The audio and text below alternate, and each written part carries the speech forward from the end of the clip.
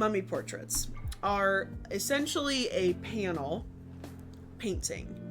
And they were placed over top of the mummy, and then usually wrapped around the edges of it, which is why sometimes it has this interesting shape.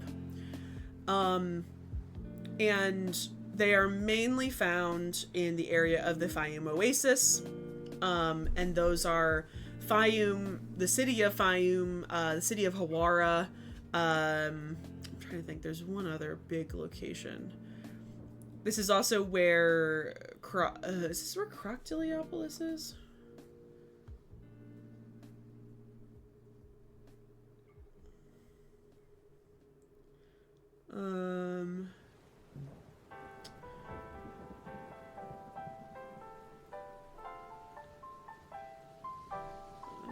There's also Lake Morio. I always can't say this. Moeris.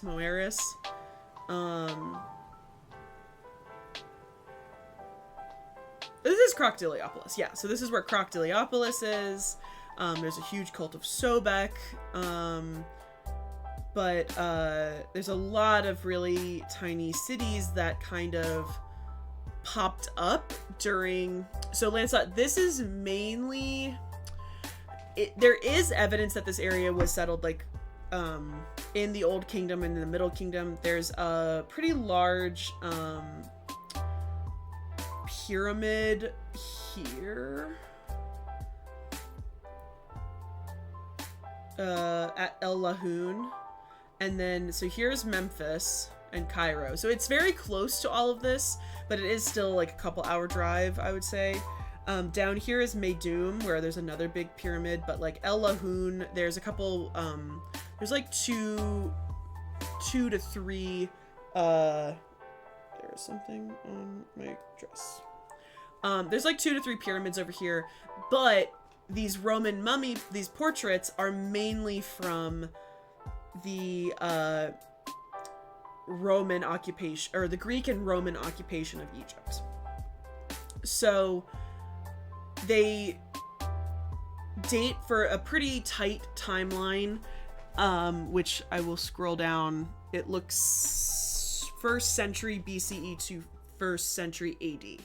Very tight timeline at the very, very end of Greek rule in Egypt going into Roman rule in Egypt. This is something I actually didn't know, is that they originally were called Coptic portraits, but that is now, we now know that as incorrect. So obviously the first Egyptologists who were studying these thought that they were made by Coptic people, which is a Christian sect in Egypt. They are Christian Egyptians, called Copt. What's the sitch? We're talking about Fayum mummy portraits. Welcome on in. So they are not Coptic, they are Greco-Roman. And so, yeah, Hawara is one of the biggest sites, and Antinopolis. Yes, Fayum, I believe you're right, is also a pretty big fossil site in general. So yeah, so it's not saying that all of these pieces come from Fayum, but they are mostly all from this area. They are mainly made of wooden panels that either have something called encaustic, which is a beeswax based painting technique, or they are using cartonnage, which is essentially paper mache, which cartonnage they have used throughout ancient Egyptian history. Encaustic is much more of a Hellenistic practice, a technique that is not really used in Egypt otherwise.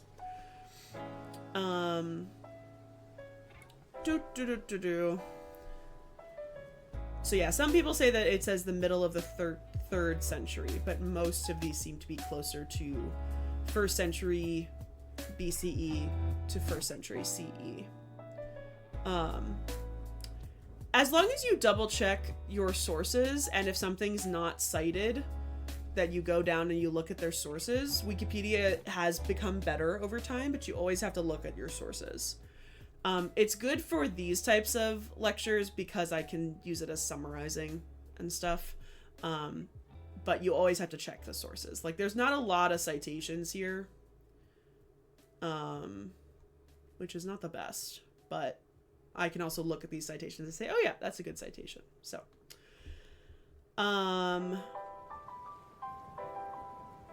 yeah, they do seem to go on for a while. It's definitely a pretty lucrative art form, and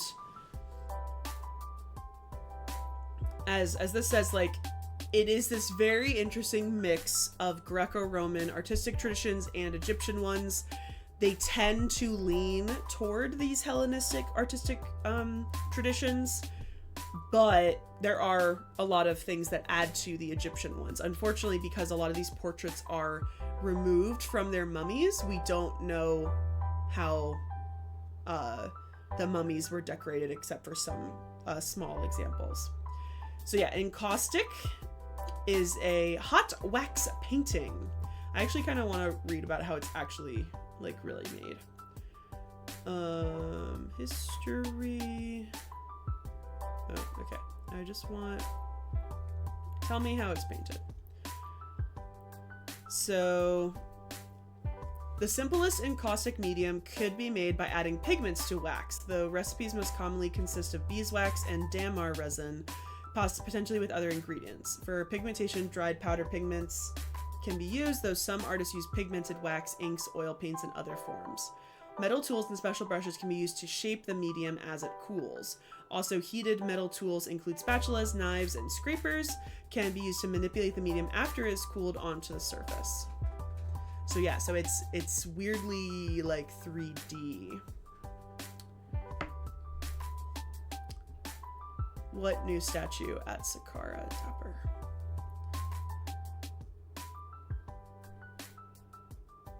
They're not necessarily on sarcophagi, but they are on mummies. Sarcophagi are specifically the wooden coffins that would house the mummy.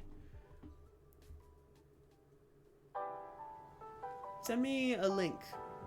I don't know which one you're talking about. I'm not familiar. Is that Zahiawasa's article? I think it is.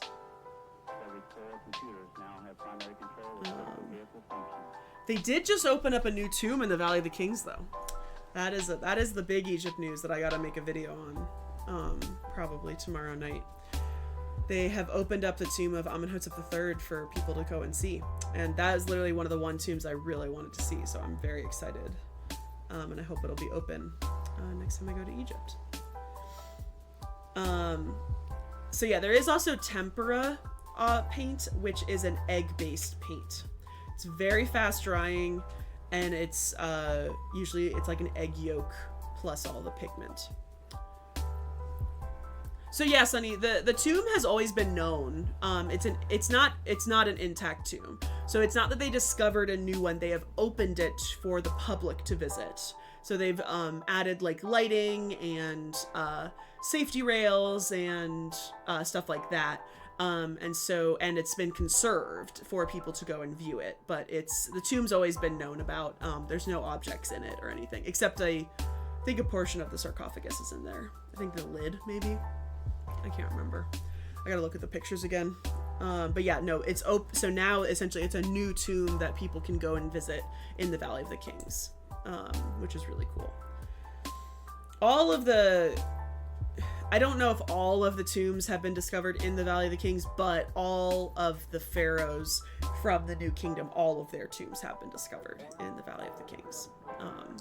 As of recently, they found the one they were sort of missing, even though it's not in great condition at all.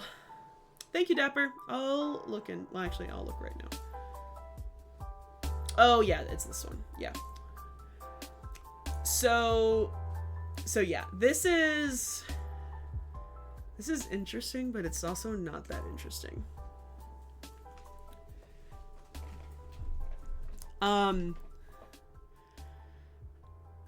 So this was actually discovered years ago, but it's a new study in the Journal of Egyptian Egyptology. And really the only thing that's cool about it is this.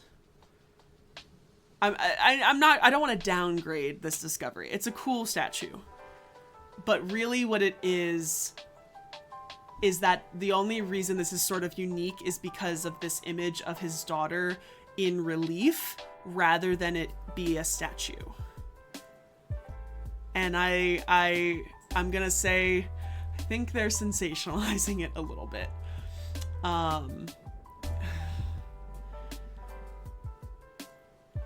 Yeah. It stands apart from other known family statues of the Old Kingdom as all figures are carved full dimensionality with the exception of the daughter who's presented in high relief. It's the only known example of its kind from the Old Kingdom. Cool? I don't know. It's kind of silly. I'm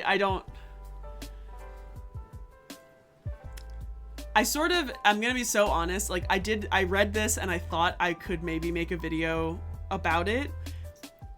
But when I really thought about it, if I did not want to sensationalize, like if I said like this is an unheard of stat, like if I used all the words in here, I can see people in my comments laughing at me, like just genuinely, and that is perfectly acceptable because I do think it's kind of silly. But yeah, it was found in 2021. It was not found recently. It was, again, like it sucks that like things take so long to write about and stuff, but like it's from 2021. It's 4 years old at this point. They only just published the study. So, I'm gonna ignore our map of pop. But yeah, so. And Sunny, no, nothing has been found of Alexander the Great and stuff. It's better than writing on it when we find it. Yeah, that is true. Yeah, absolutely. Waiting a little bit is nice and stuff, but it's just like it's something that he needs those words. He needs those sensational words to like get people's attention. And it's kind of just sad. Like, it's very cool, but like, I don't know if that's what we need to be harping on, sort of.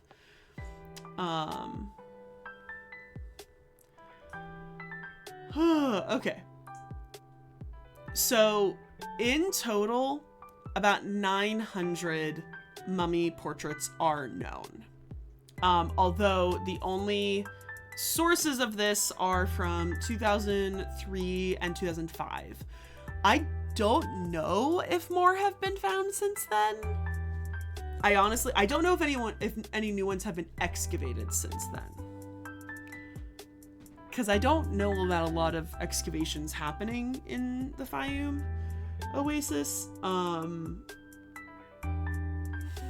So I don't think it's higher than 1,000, but I think there probably are a couple more. But yeah, I'm just not sure. I haven't really heard of any big ones being discovered since then. I'm gonna get some coordinates.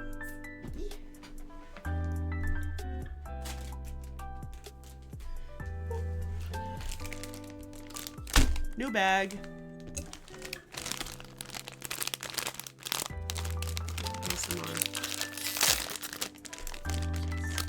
I love when it opens the right way.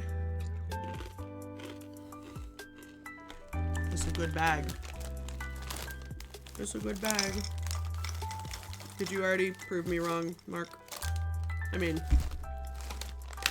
maybe not prove me wrong. Oh, yes! How could I forget this one? I did a video on this one. This is 2022. I forgot I did a video on this one. That is not a new one, but...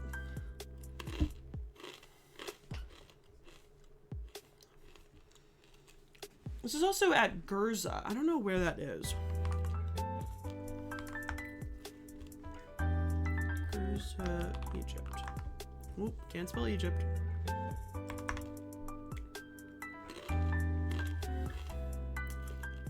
No. Gurza. What the fuck is wrong with Google?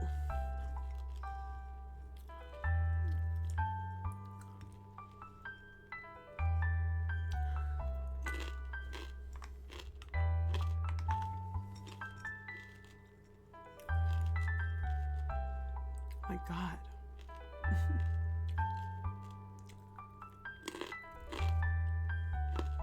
I think it's this, whatever,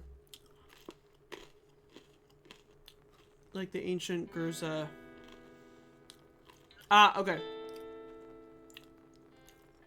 Gurza is situated only several miles due east of the oasis in Fayum. So yeah, so it's by the Fayum.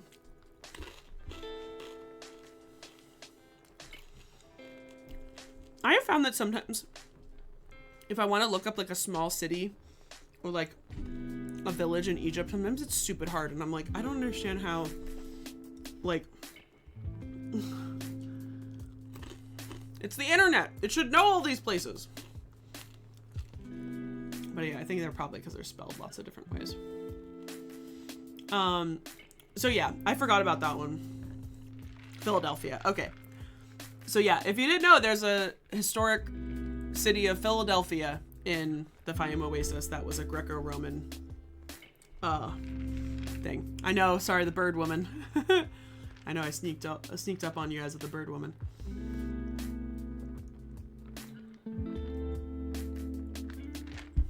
And then there's also Antinopolis, the bird woman.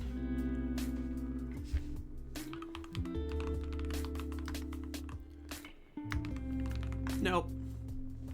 I don't know. The bird woman. These are female figurines from the pre-dynastic period, and I call them the bird women. This is the nicest one. She's at the Brooklyn Museum.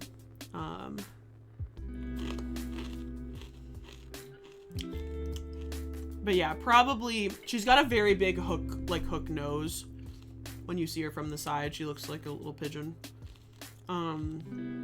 But as Roxy said, they're probably a female goddess figurine, possibly a female priestess of a female goddess.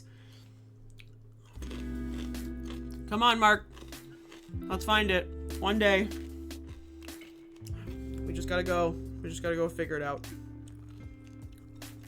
I gotta use all my connections. I just gotta go and beg somebody to take me with them.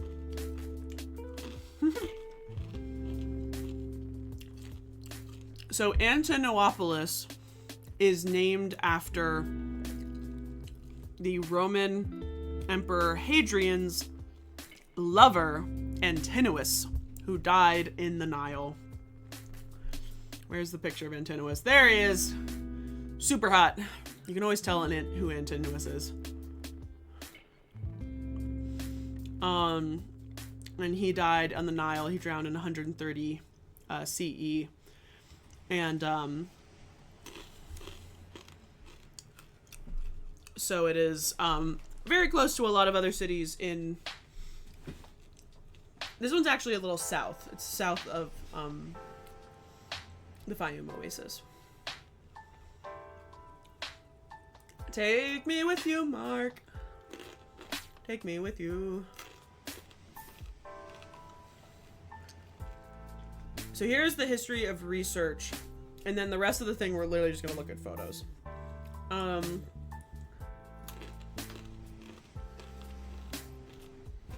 So the first person to see some of these is 1615.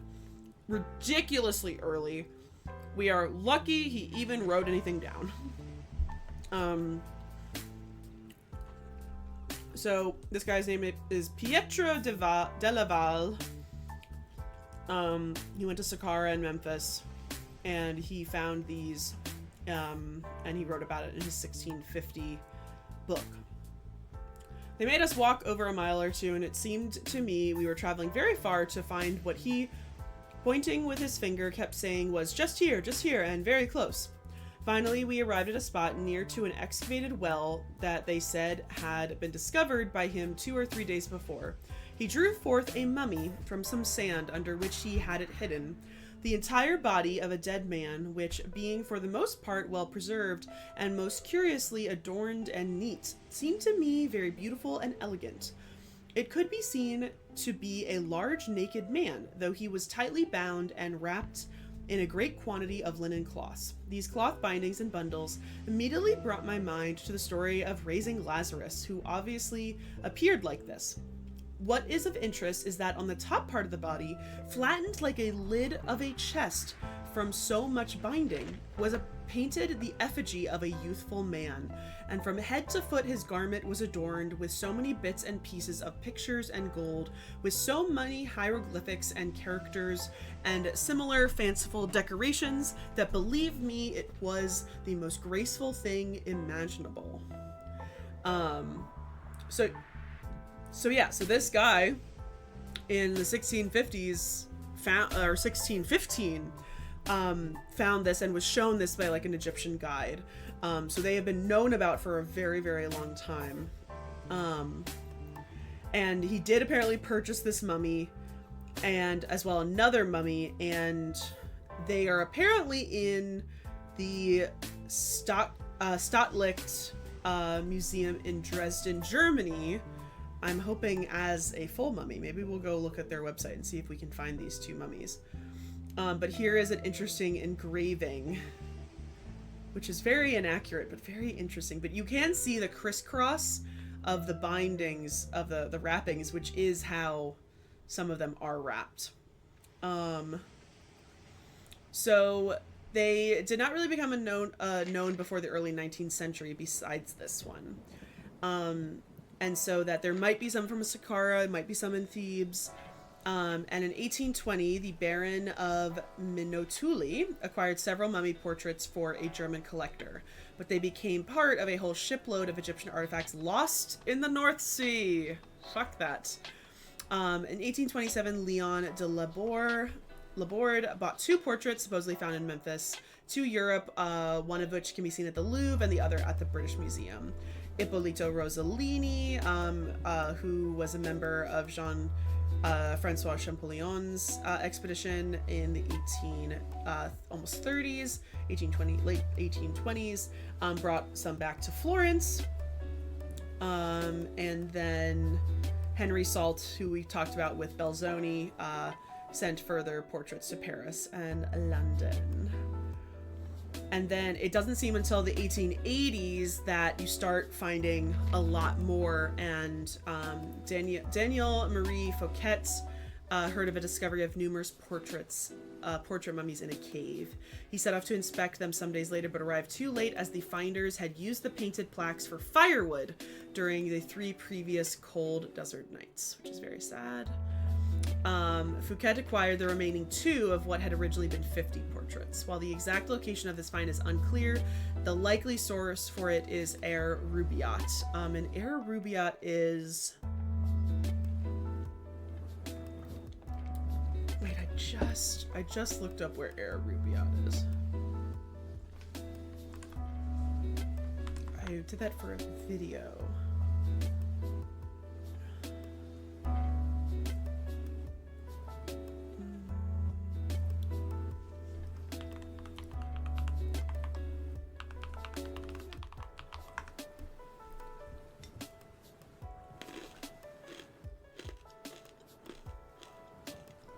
Come on, stop trying to literally sell me freaking vacations.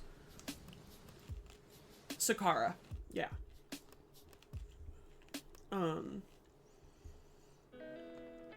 Is that Saqqara? So Georg Eberds also found some. And then we get to Petrie, and Petrie found a ton more. And these again are the most scientific versions of the discoveries of these. So in 1887, Petrie starts excavating at Hawara, and he discovers a Roman necropolis which yielded 81 portrait mummies in the first year of the excavation. At an exhibition in London, these portraits drew very large crowds, and then he continued doing his excavations, but he was competing now with a German and then an Egyptian art dealer who are, again, just looting.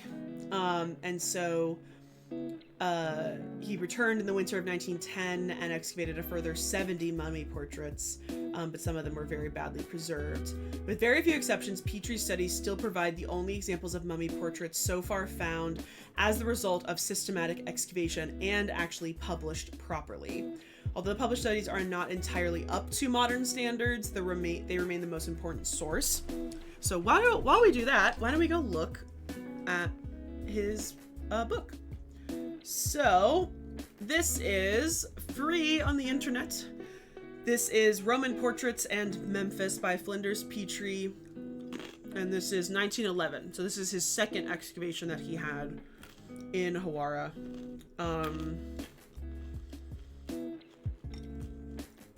And he goes into everything. He goes into the number of portraits, conditions of burials,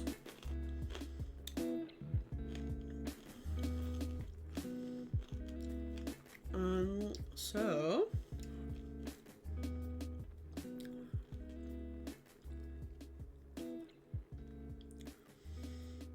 I'm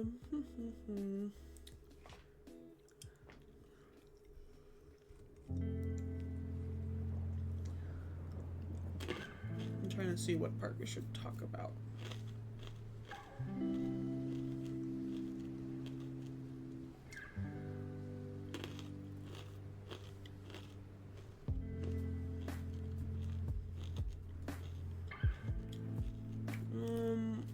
Okay, let's go with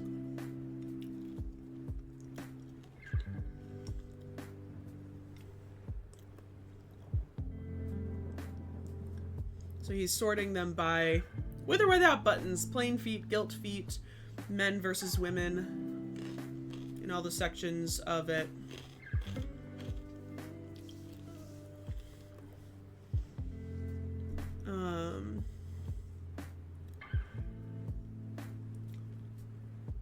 All right, let's just look at the pictures.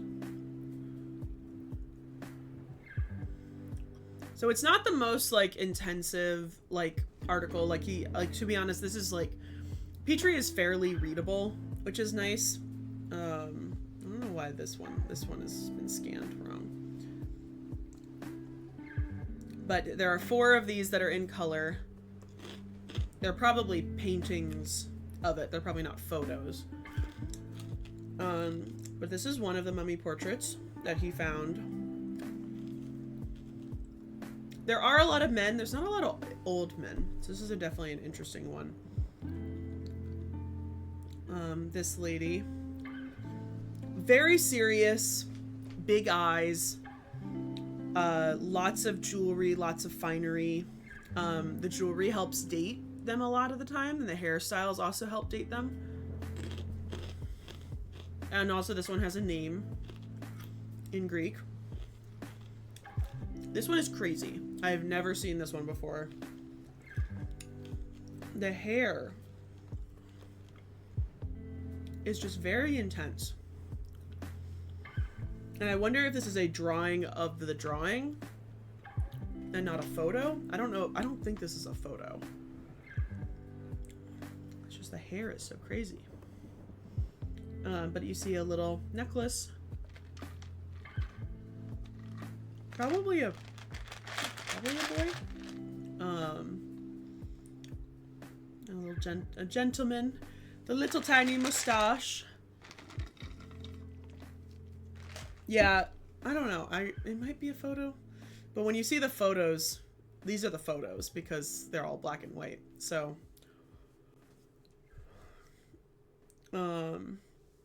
but yeah, you can see definitely some of the condition that a lot of these pieces were found in.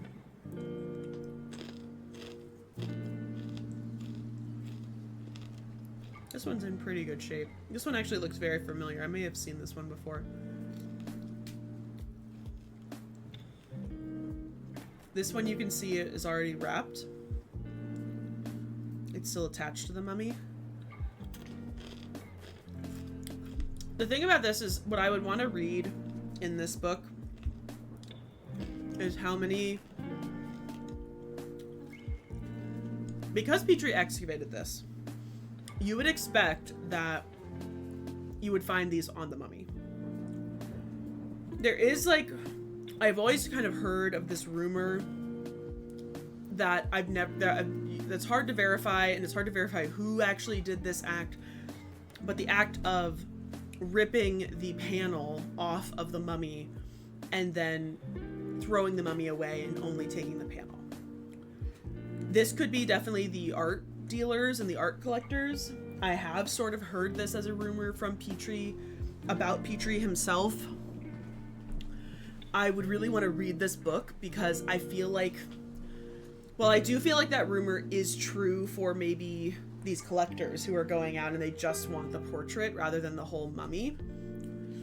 I wouldn't also put it past that the rumor stems from Petrie not being able to save the mummy because the mummies themselves are in really bad condition. That's what I am curious of, is if this is a conflation of two things, of an actual act that these art dealers and looters who are trying to then go sell it on the black market, but then also a conflation of the mummies cannot be preserved, but the panel is in okay condition. I'll take the panel. Like, I don't think that's the craziest thing if these mummies are in such bad condition.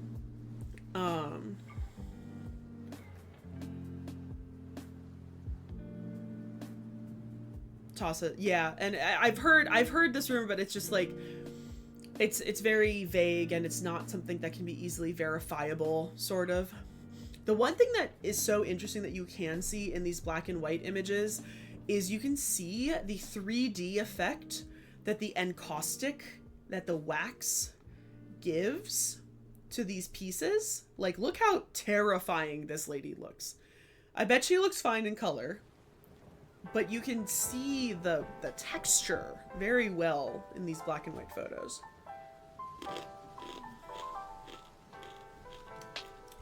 We'll do this so you guys can see closer up of each two. We'll go two at a time.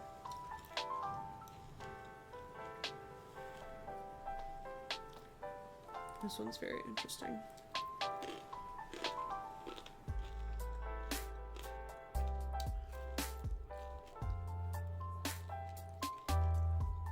They do all have a lot of similar characteristics, but you can tell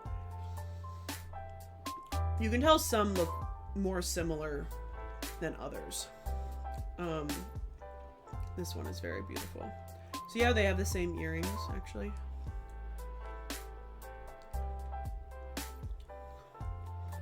Big eyes are the big things, very serious faces, not a lot of smiling.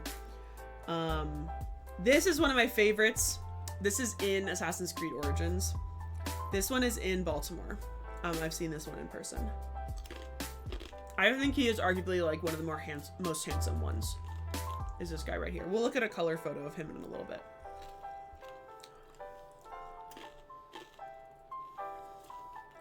This one's got vines around it. That's nice. I haven't seen one like that.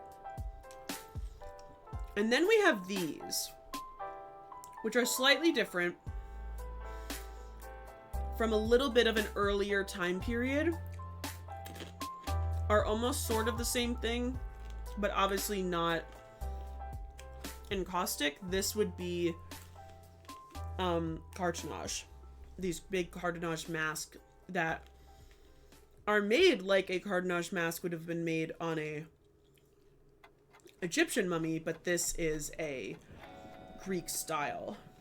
And then you can see here 3 of the mummies still in good condition with the mummy portraits. And some what looks like flower garlands. And then there are also shrouds, which is a separate thing that we can also talk about. But yeah, this is all his pieces that he found in this excavation. and some images. What was really cool is he had these, which are some drawings of all of the imagery on these mummies. And then he also has these, which are drawings of mummies that have been found, but not the portrait mummies. It distinctly says at the top, Hawara group burials of mummies without portraits. But look at these tombs he found. Look at these rooms and look at all of the people. 1, 2, 3, 4. 1, 2, 3, 4, 5, 6, 7, 8, 9, 10, 11, 12, 13, 14. Like 14 people in this multi-chambered tomb. And then this one. Look at this one down here. And they're all in some sort of like kind of table. Isn't that amazing? And look at this room. And look at these. Like these are obviously like family graves and such.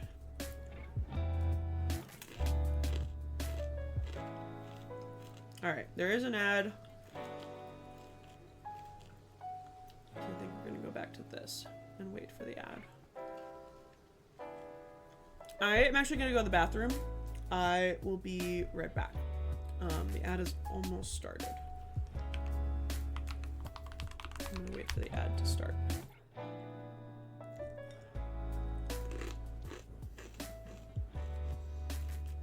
Waiting for the ad to start takes forever.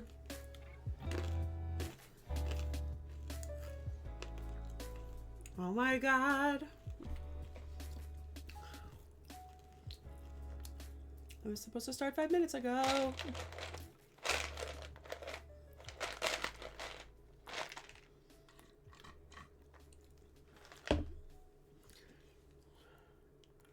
It takes so long. There we go.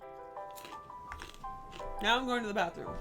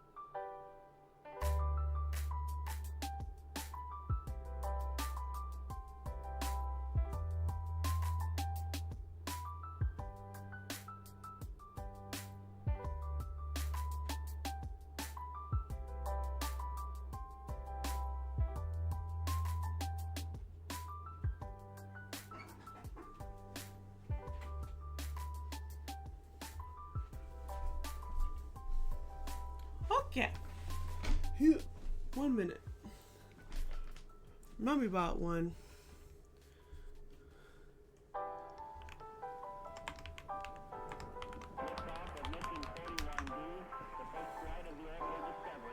Truth and treason.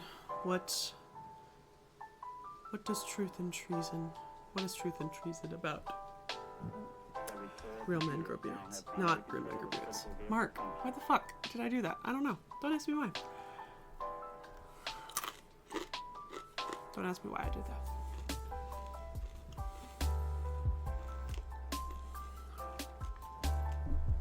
First one was rigged, so we gotta let another battle royale happen.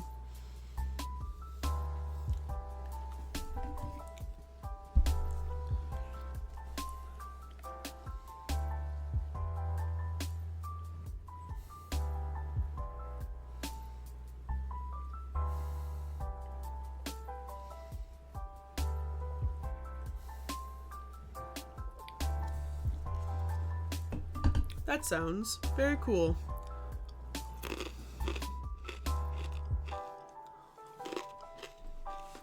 I like that. Designed by Joe Wins. All right. So, we are going to look at this one too. This is a very important one that Petrie found.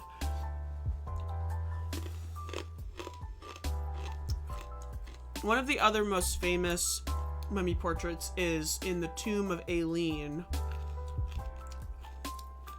which this is Aileen. These three are at the German Museum in Berlin, and it was a family tomb, and it was Aileen and her daughters. And so this is one of her children, one of her daughters, one of her other daughters, and then her husband had this mummy mask rather than a mummy portrait. And then another one of her daughters has a mummy portrait as well. So there are two of her daughters. And I think they're all, I think besides Aileen, they're all unnamed.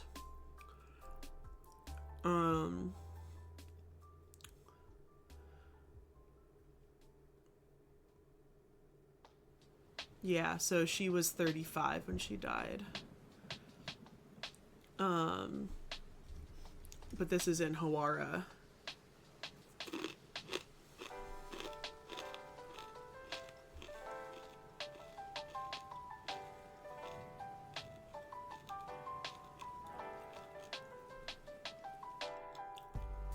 Yeah, so it was Aileen, two female mummy portraits, two children. Then there was a man and an older girl with masked mummies, and then there was two undecorated mummies.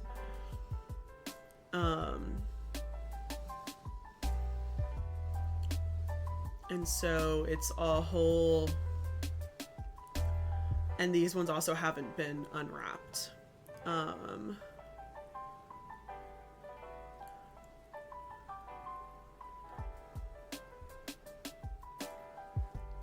And none of their other names are unknown. It's only her name. But a 2 to 3 year old and a 2 to 4.5 year old. Yeah, so this is another really famous one that was found in 1892. And then, yeah. So, encaustic on wood.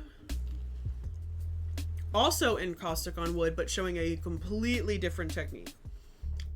Much more stylized, much more, I wouldn't call it idealistic, but it's much more cartoony. It's not as realistic as this one is.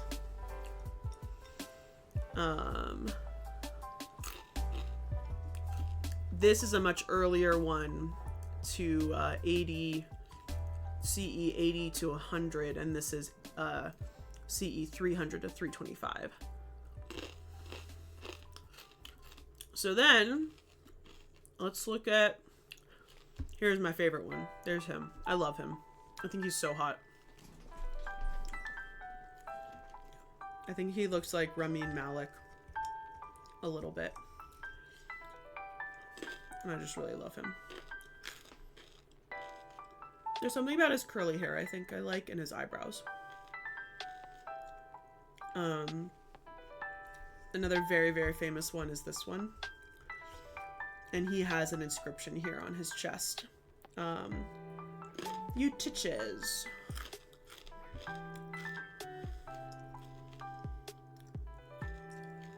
Very sweet looking boy. This guy looks also very hot. The German Museum. So let's talk briefly before we look at the rest of these images about the people of the Fayum and how these are not distinctly Egyptians, and these are also not distinctly Greeks or Romans. So, Egypt had several different Greek settlements. A lot of them were near Alexandria, Canopus. a lot of those. But then there were a lot in the Fayum Oasis as well. So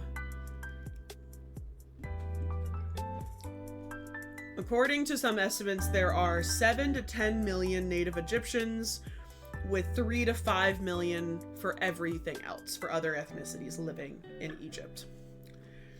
So some of the earliest Greek inhabitants in the Fayum were these soldier veterans or these elite military officials who settled, who were settled by the Ptolemaic kings on these like reclaimed lands, essentially. And while there were native Egyptians in the Fayum, there weren't as many sort of before the Ptolemaic period. There were, but not a lot. They were closer to Memphis. They were closer to the river rather than the oasis. Oxyrhynchus is another name of another city over in close to the Fayum Oasis and kind of in between Cairo and and Memphis and all of those. And so it is estimated as much as 30% of the population in the Fayum was Greek during the Ptolemaic period, with the rest being Egyptian. And then by the Roman period, the Greek people in the Fayum were made up of either Hellenized Egyptians or mixed Egyptian-Greek people. And so then eventually then a lot of other Romans go in and settle in this area as well, and also intermarried with a lot of these populations. And so while people automatically, and I will say, it depends on who you're talking to, but some people will automatically look at that portrait and say those are Greeks or Romans. And some people will automatically look at those and say those are Egyptians. And it depends on who you're talking to. In a lot of cases, when you get these people that are fighting over race theory in Egypt, a lot of people who are more Afrocentrist, which is not a bad word, but Afrocentrist, meaning that they believe that Egyptians are more African and are thus black. They will use these portraits as evidence that these are Greeks settling in Egypt. And then you have the native Egyptians who, for the most part, the modern native Egyptians are arguing that no, our ancient peoples are not black, but are Egyptian, because they will look at how these portraits look and say, these look like my brothers, these look like my family. And so they will use these portraits to argue that ancient Egyptians have always been brown or white, like non-black. So it gets very complicated when I have to tell people they're both. Because everybody has a different idea about identity and ethnicity and race, and it's a very difficult thing to wrap your head around if you've never heard of this before, and that you've never sort of understood that somebody can be both, and they also can be neither, which is so weird to think about, but they can be. And I always use myself as an example because I'm not the best example ever, but I'm going to be better than some other things. Ethnically, well, culturally, I am American. Ethnically, I am about half Irish, and half Eastern European, which is a mixture of Hungarian, which is the thing is, like, when you look at my DNA, like, ethnically, I'm half Hungarian. Oh. I knew my headphones were gonna die eventually. I was just trying to wait them out. Give me 2 seconds.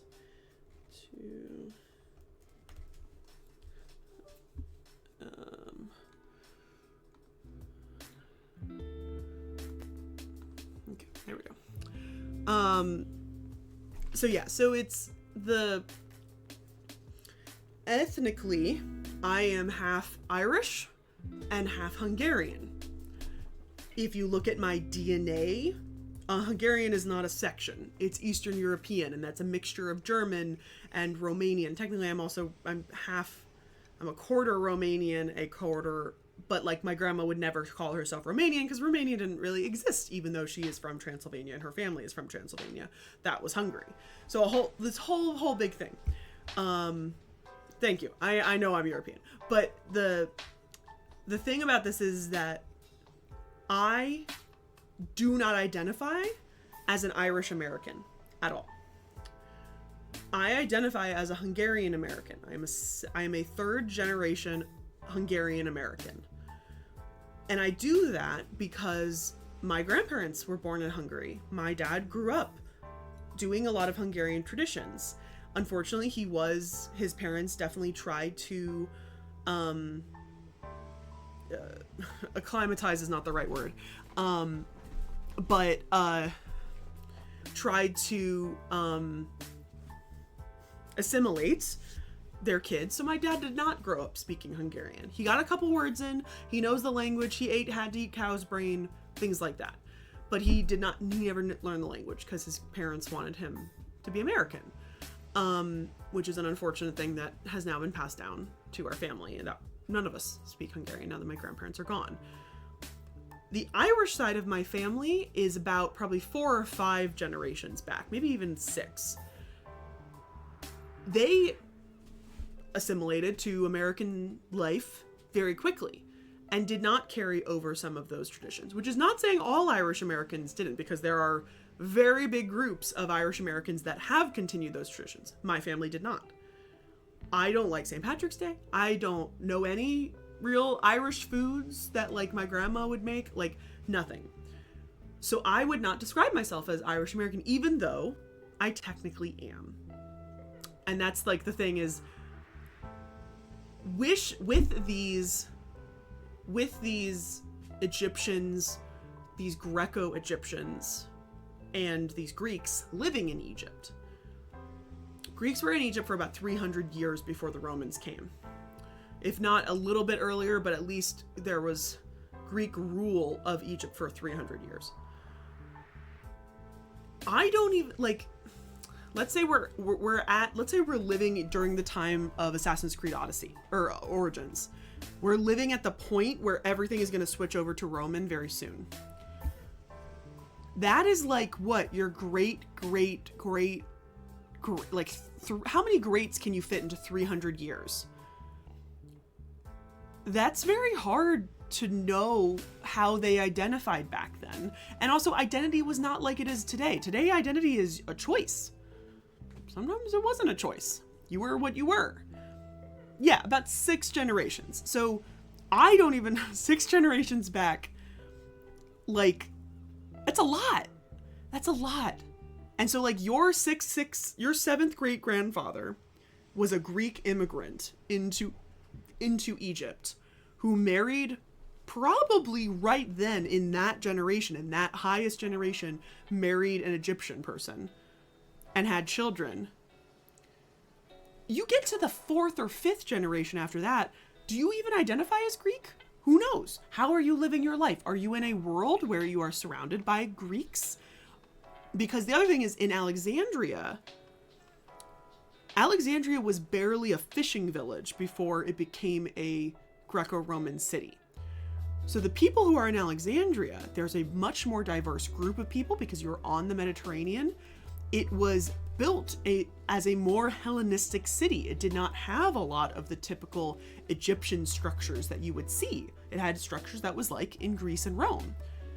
If you're living in Alexandria, even if your parents or great-grandparents, one was Egyptian and one was Greek, you might be living a more Greek lifestyle than the person who's over in the Fayum, who's living a more Egyptian style, even if you are ethnically or DNA-wise the same.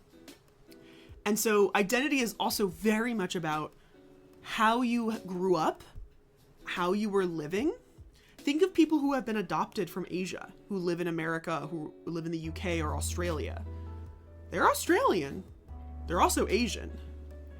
They're also Korean. They're also like Chinese. Like, identity does not, your how you grow up and how you live your life and how your parents have chosen to live their life can very much influence your identity. And so everything is nuanced, and there are some people that just like really won't look that deep. They will look at they will judge you by how they see you. They will not ask you.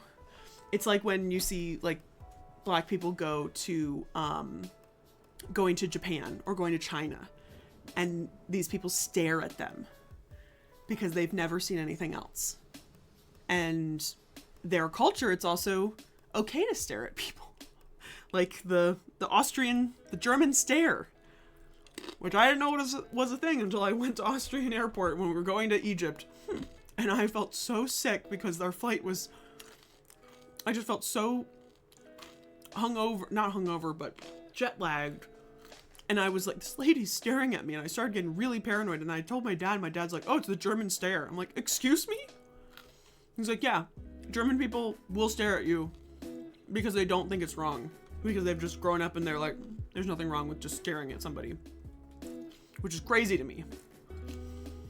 Sorry, I'm scrolling back into chat.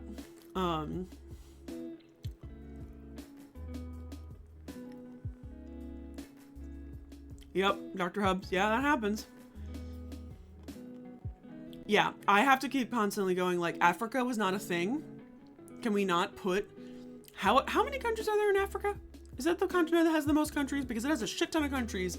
Can we not group everything together?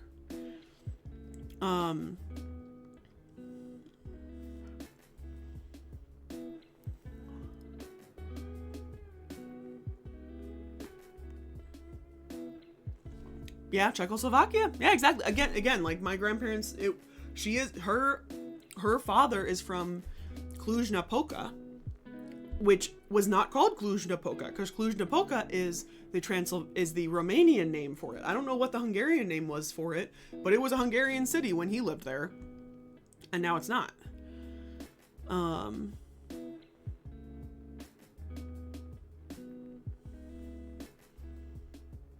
50-ish? There's more African countries. Oh, and Cluj? Yeah, I'd go to Cluj-Napoca. I gotta always remember what the Hungarian name is for Cluj-Napoca, though. Yeah, my great grandfather, I think, was from Cluj-Napoca. My grandmother's father, I think. Maybe his dad. Maybe it's one more generation back. I can't remember. So it says like here, while commonly believed to depict Greek settlers in Egypt, the Fayum portraits instead reflect the complex synthesis of the predominant Egyptian culture and that of the Greek minority in the city. According to Walker, the early Ptolemaic Greek colonists married local women and adopted Egyptian religious beliefs, and by Roman times, their descendants were viewed as Egyptians by the Roman rulers, despite their own self-perception. Remember, self-perception. So while the Romans were looking at these people and saying these people are Egyptians because they're worshiping Egyptian gods, according to this guy, the people there were saying, no, we're Greek, but we worship Egyptian gods. But they're also doing a lot of combination. Greek Egyptian gods are getting combined and stuff. Am I bleeding?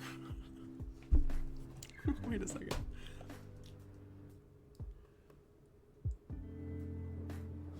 I was tasting blood for a second. I was like, what the heck?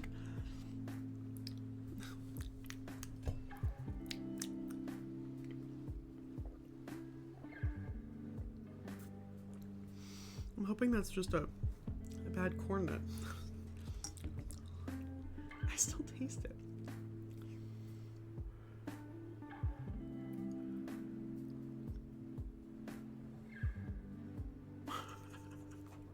I taste blood.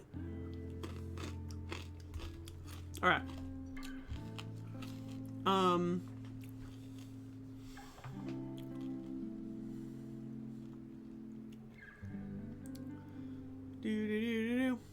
Okay. So most of the portraits depict relatively young age. Many show children. The problem with this is, and also I think a reason why maybe so many people associate these people with just Greeks is because they are separated from their mummy. Like, if they're just observing these portraits that are not connected to an actual mummy, in which many of these mummies would have had Egyptian symbols on the body, like, I think that makes it easier for them to sort of say, oh, these are not Egyptians. But the problem is we don't have a lot of the mummies attached. That's the big problem. And so when people always ask, are these idealistic images of when, of like maybe the height of when they were young, but they died old? Or are these depictions of when they actually lived? Because we don't have as many mummies, we can only take from the very, very small sample. We only have, again, like around 900. I would say, God, we probably have like maybe 10% have mummies with them. Maybe even less than that, actually. And so, according to Susan Walker, CAT scans revealed the correspondence of age and sex between mummy and image. She concludes that the age distribution reflects the low life expectancy at the time.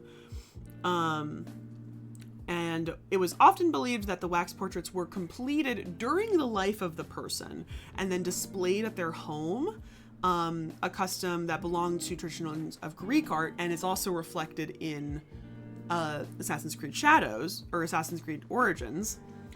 But this view is actually apparently no longer widely viewed by like some of the CAT scans that show that they were actually the same age. And then some of them obviously are painted directly on the coffin. I still think we do have good evidence that they were hung up, because I'm pretty sure we have one that has like frames around them. Yeah, absolutely, Roxy.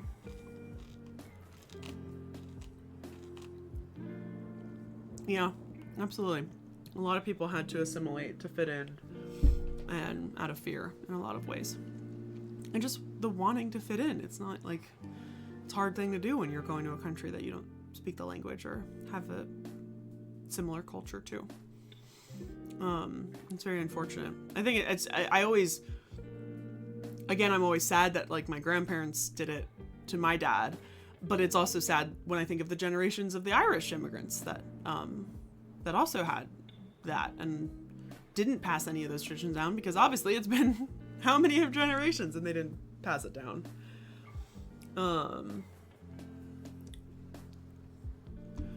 Okay. We do also have these types of plaster masks, which are a little bit different, and usually earlier, but they're not obviously the portraits themselves. All right, let's take a look at some of our pieces. He's a handsome lad, isn't he? He's got a very interesting outfit on. I'm trying to figure out if that's a necklace.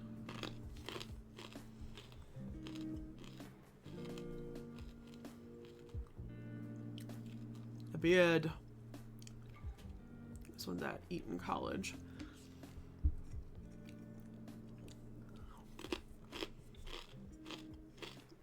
Very fancy, very beautiful eyes.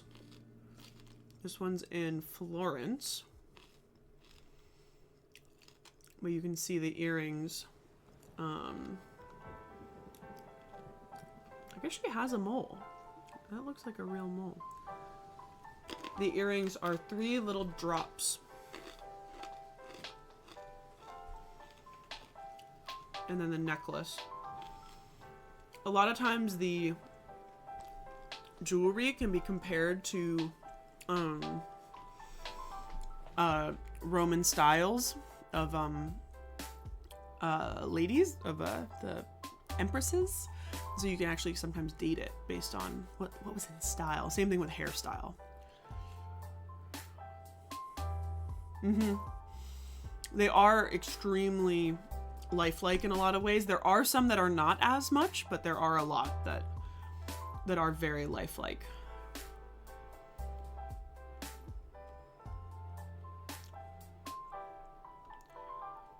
This one's a very fancy one. This one's at the Getty Villa. I think this is the one. Is this the one that was in this book? No, but close.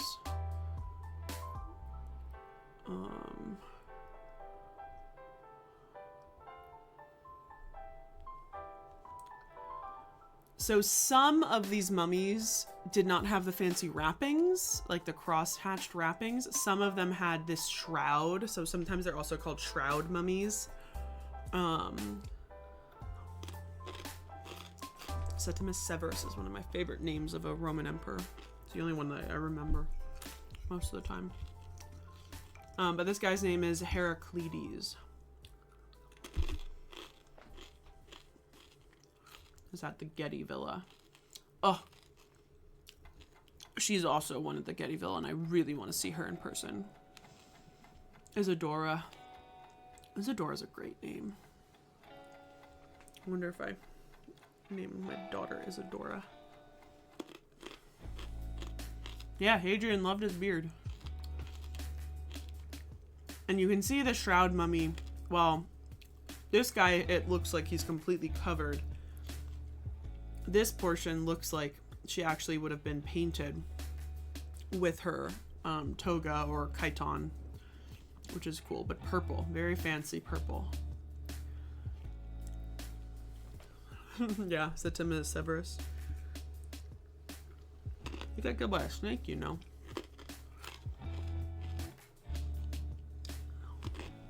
This lady's lovely. Oh, here we go. Full screen.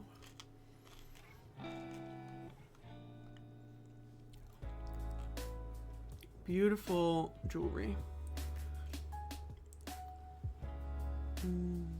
And here you can see the wrappings would have come, how big the actual piece would have been versus the actual wrappings.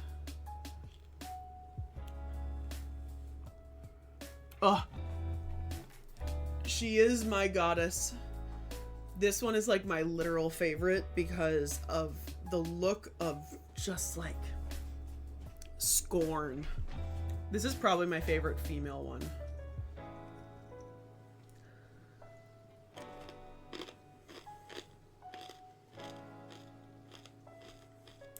I think I would get this tattooed on me because I love this one so much.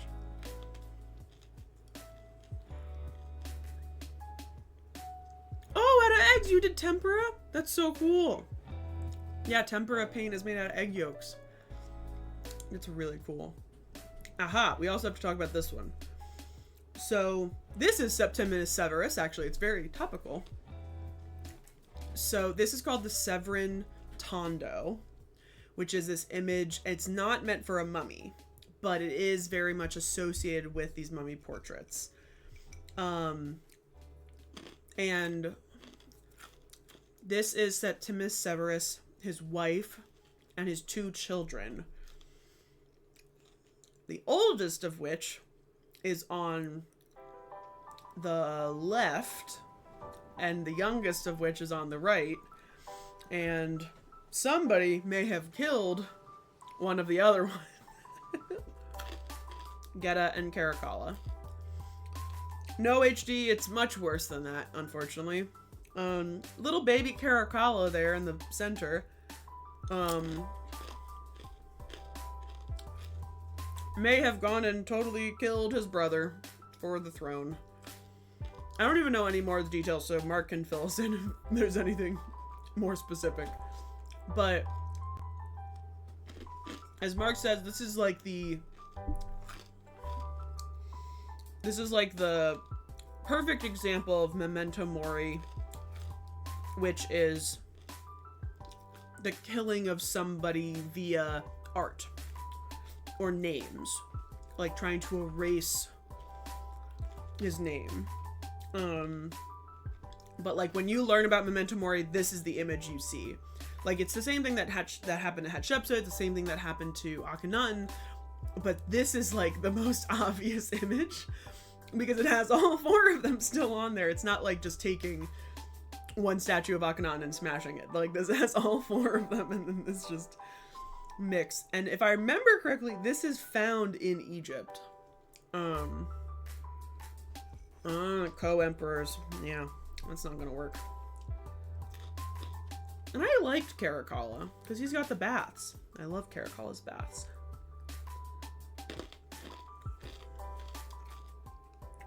Was Geta older than him?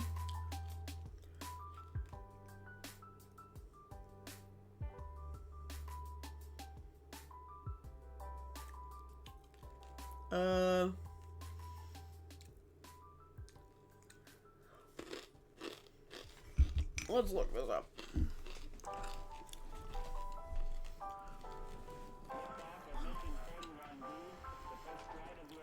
Okay, the Severan Tondo is from 200 AD. I believe it's, I don't think we actually know it's in Egypt, but I feel like we think it is Egypt. Caracalla's older. Hi, Yoop. Yes and no.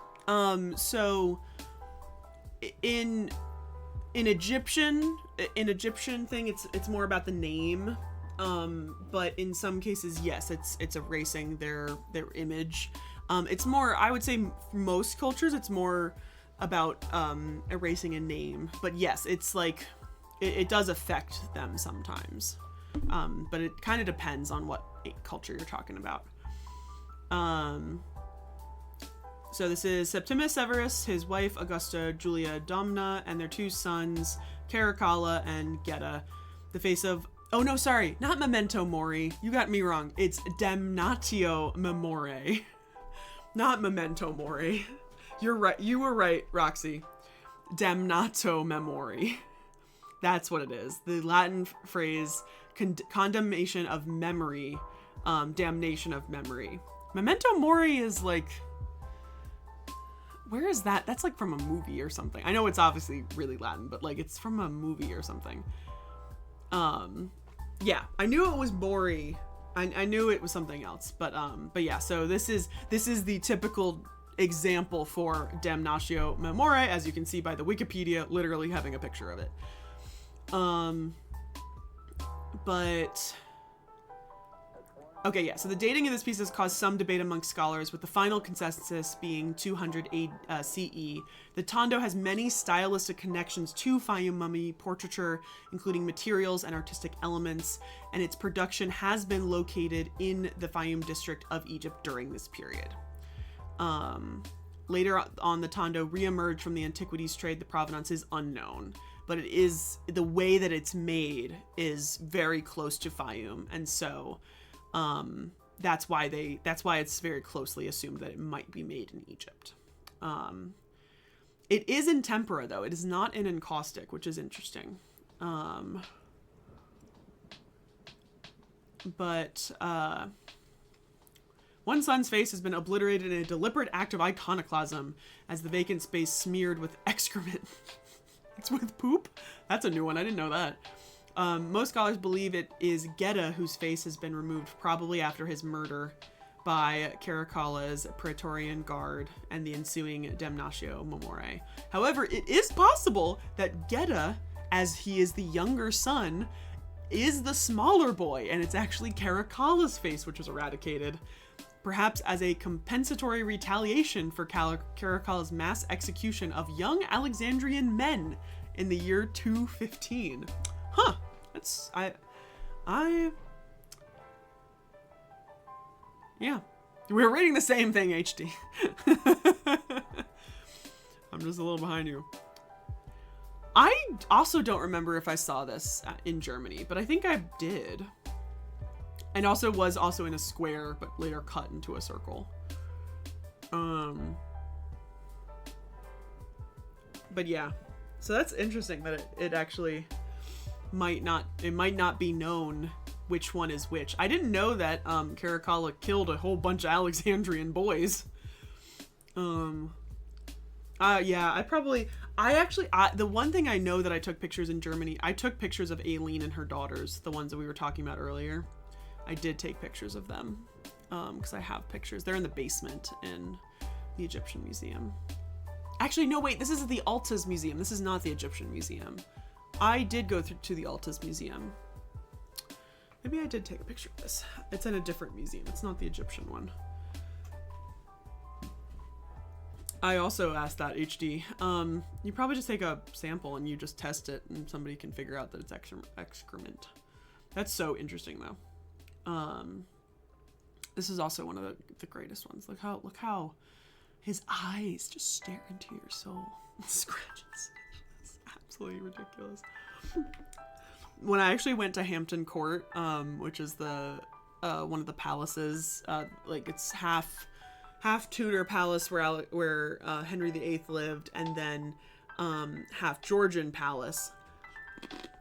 When you went to the Georgian palace, there was a scratch and sniff scavenger hunt tour, and it was I just found it the other day, actually, in my paper records. It was this big book, and you open it up and you could scratch and sniff all of the scents of a Georgian palace, which was very cool. She's very pretty. She looks much more realistic than a lot of the other ones. Oh, very handsome. Is he... He might be at the Met. He might be at Brooklyn. A little broken, but he's okay.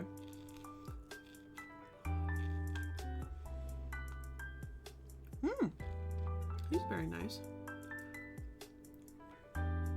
Long sideburns. Ooh. She's got double necklaces. Yeah, absolutely.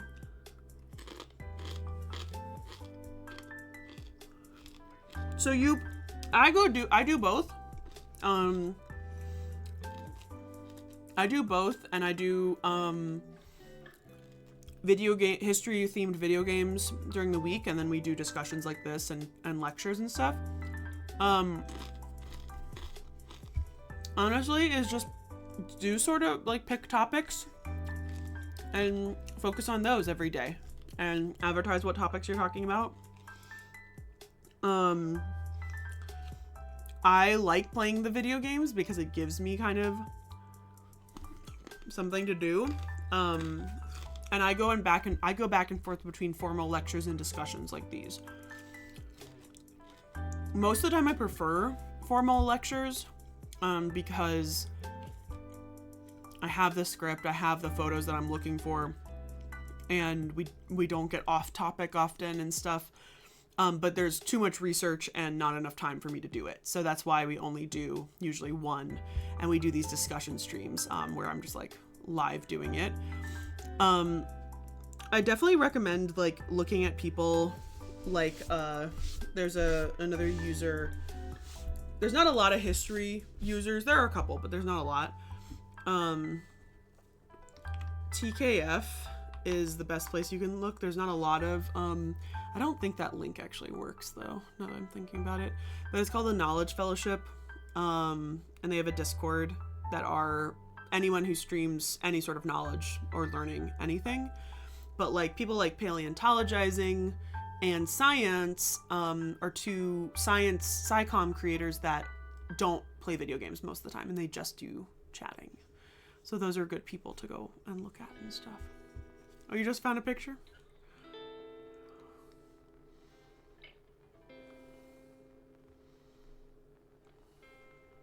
There it is.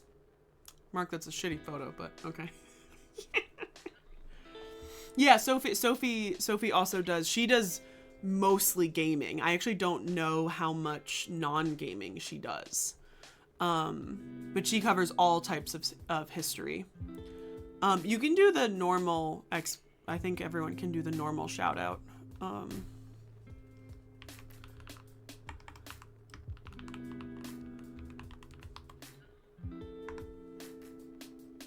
Nope, that's not her. How did I spelled it wrong. Is it Sophie Quest? Yeah, there she is. It's an interview named Shing. But yeah, I don't know how much she does non-video gaming though. I thought she almost exclusively does video games. Yeah, good point, HD. When I started, I had never really played a lot of video games. I'm still not the greatest at some video games. He's got a I unibrow. don't know what that is. The little sad mustaches kind of make me laugh half the time. And I can't tell if it's because this is just this, like, the style of, like, facial hair, or if it's that these guys are so young and they can, like, barely grow a mustache. She's pretty. Yeah, I'm not, I know she is a historian, but the question was a non-video game historian, like that, like streamer. That's why I was like, I was trying to pick the people that don't do video games. But you're right, like Sophie does talk about history, and there's also Ludo history, also talks about history and stuff. Yeah, and there are people that the history part, that's the problem, is I don't really know anybody who just does history lectures and doesn't play video games. Like, really, I can't think of anybody that I know of. Everybody I know does either both or mostly video games when they're history or archaeology. Because Ludo plays a lot of games.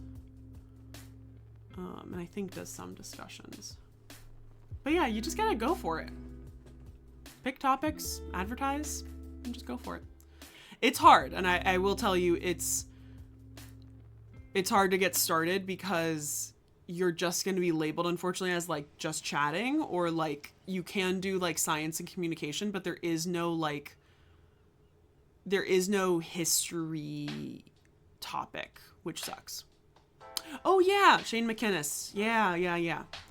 I don't know. Yeah, he might be a good example. I don't think he plays. I can't remember if he plays video games. That's not his. I don't know how to spell his username. No.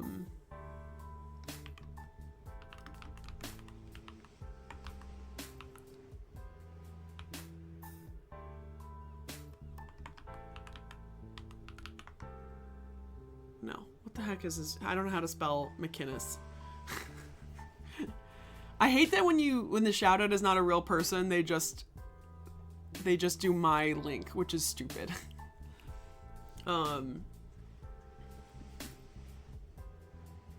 MCINNIS.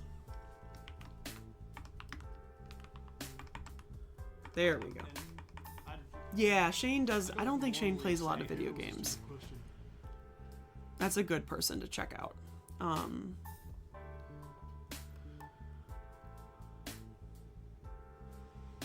Yeah.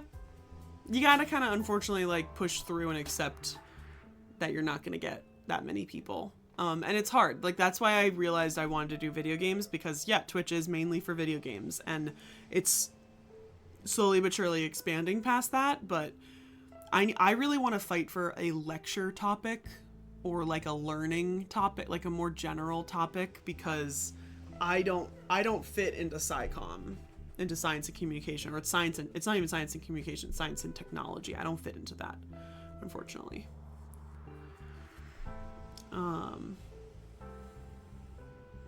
Yeah, no, absolutely. You can see he's encaustic because you can see all the texture in his painting. Ooh, that's a nice one. We don't get a lot of hands. There's not a lot of hands in the Fayum mummy portraits. Very curved piece. Very curved piece of wood. Yeah, it's because archaeology is not a STEM science.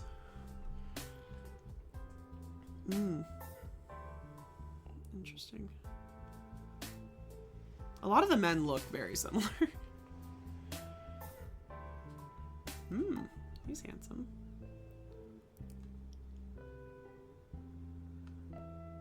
And then you get these ones, which seem to be a little bit later, and they are much more simple. And apparently still made out of encaustic, but very smooth encaustic. I would have expected those to be made out of tempera. He's got very curly hair. Look at his hair. Another very simple with the one little eyelashes is always there. Oh, goodness. Oh, I think that's one of them from Petrie. That looks like one of the ones I saw in the black and white imagery.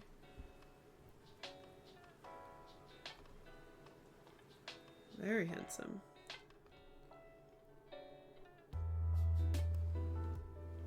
Oh, Isadora. You're just so pretty. So pretty. Such in good condition. Minus there's no mummy attached to it, but very good condition. We are still got quite a few left. This one's got a lot of extra stuff. Oh, little girl. There aren't as many very young children. Like, the daughters of Aileen are some of the more younger ones.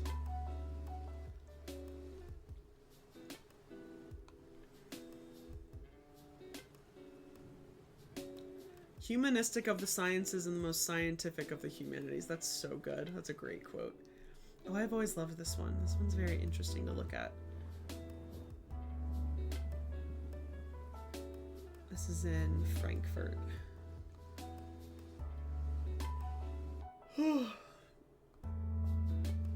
Again, these are very interesting. I think I would prefer to get one like this, sort of.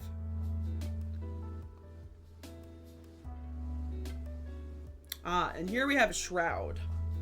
So, mummy shrouds are weird, and they're even more rare, obviously, because they are just big pieces of fabric. And fabric does not survive very well in Egypt. I don't know, I think it'd be cool. I think it'd be cool more to have it hanging up in my house before I die. I think it would be cool. But these mummy shrouds are these big pieces of fabric that would be... I think they are essentially a weirdly cheaper way to do mummy portraits, in a way. Because all you had to do was hire somebody to paint on the big piece of fabric and mummify the person quickly and easily, like, doesn't need a lot of fuss. And then you take this shroud and you wrap it around the mummy with the image of the deceased on the front. And I feel like in my mind it's a weirdly cheaper way, but it depends on how much actually it would have cost. It could have been a more expensive way to do it, but in my mind it seems a little cheaper to just buy one piece of fabric than make a wooden portrait and do the very elaborate wrapping when you kind of can just do hodgepodge wrapping. But I'm not 100% sure. I'm not as familiar with the shrouds as much. Of Amenois. He's got some little accessories. Oh yeah, I've seen her before. She's at the Louvre.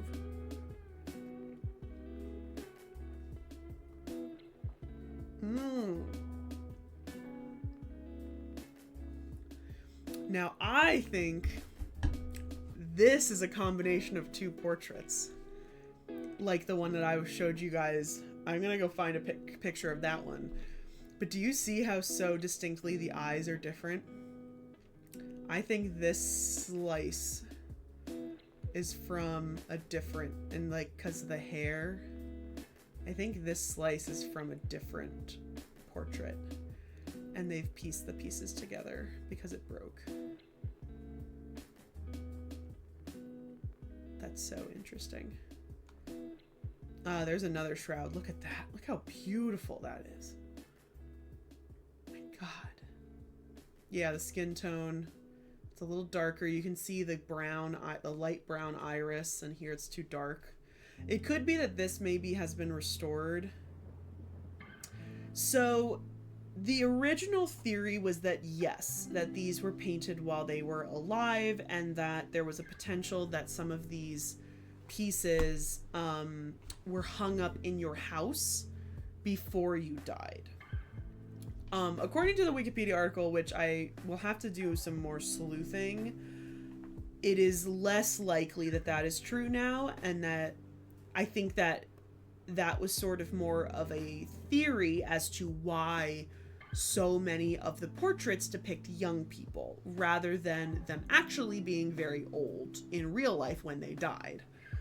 But based on some CT scans that have been done for portraits that are still attached to their mummy, the portraits do seem to generally closely correspond with the age of death. Which would then tell you that more than likely, no, they were not created when they were alive, and were created when they were dead, for their mummy. But I would not also put it past them that they would create these at a younger age than you would probably suspect, as any ancient Egyptian would have done to prepare for the afterlife. You would be doing small, if you were rich enough to afford it, you would be doing small consecutive things for years on end to prepare for your burial. Collecting items, potentially getting your coffin like made ahead of time, like getting your tomb purchased and ready. So like there are things that ancient Egyptians did while they were alive to prepare for the afterlife. So I would not put it past that some of these portraits may have been made to prepare for the afterlife, and maybe used quicker than they thought, let's say. But yeah, it does appear that there also was a relatively low birth, or a low age of death, or life expectancy, at this time period. And I hate to say it, these guys are living in probably one of the most wet environments in Egypt, in which there would be a shit ton of mosquitoes and other things that probably could have caused malaria. Why isn't the sound alert working? Here it is. Shia LaBeouf, killing for sport. Shia LaBeouf, eating all the bodies. Actual cannibal Shia LaBeouf. Hi Silva, welcome on in. Hello, Room and Grow Beards. Who did you have to kick out of the bar tonight? Is there a wedding? I feel like there was a wedding. I'm so sleepy. Yeah, and so I would not doubt that if you had a lot of these mummies and you did test them, I would not doubt that a lot of these people may have died from complications from malaria, because we already know malaria was very common even earlier, because we know Tutankhamun had malaria twice. That definitely weakened his immune system, and he probably didn't fully die of malaria, but he definitely died of some sort of complication with malaria. They're living in a freaking swamp oasis. Like, I think it's definitely like a possibility that why they could have died so young. Oh, a poopy night. False alarm from a fire alarm. That sucks. Retirement party. Is it really? Well, good for them. Good for them being malaria free. Because malaria kind of sucks. She is very creepy. Why is she so creepy? She's at the British Museum.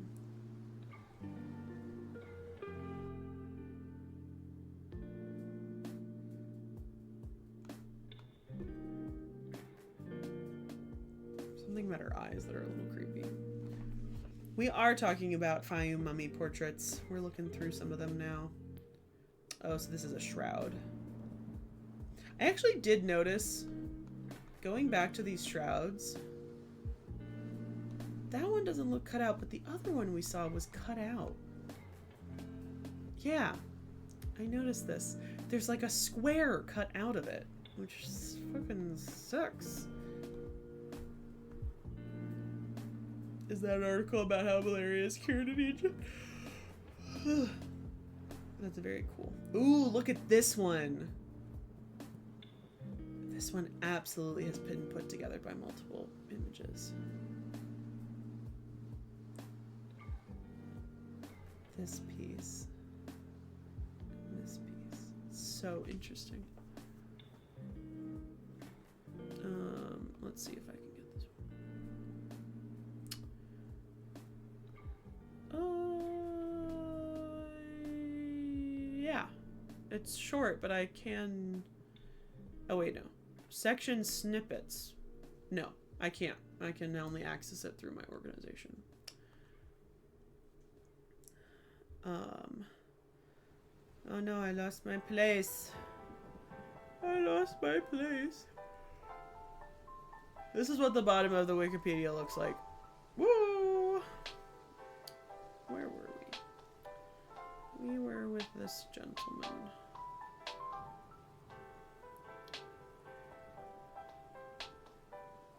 Whoa, look at his beard. Now that is a unique beard.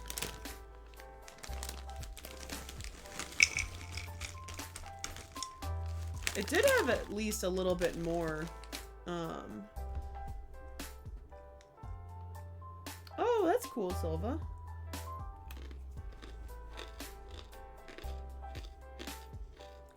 We were just talking about if I had a mummy portrait, that I would want it to be in the more cartoon style.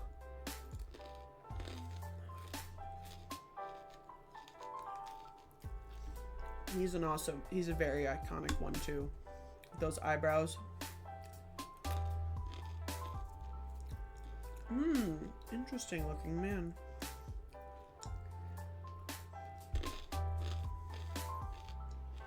Oh, this guy is also really famous.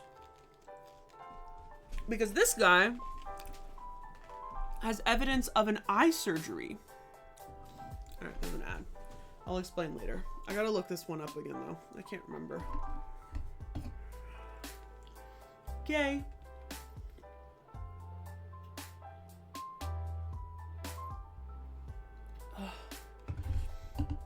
You missed the very cool, or very not cool, candy corn Jesus pamphlet that was given to my coworker that I read out to everybody, in which they use the colors of candy corn to relate to Jesus, which is batshit crazy, obviously.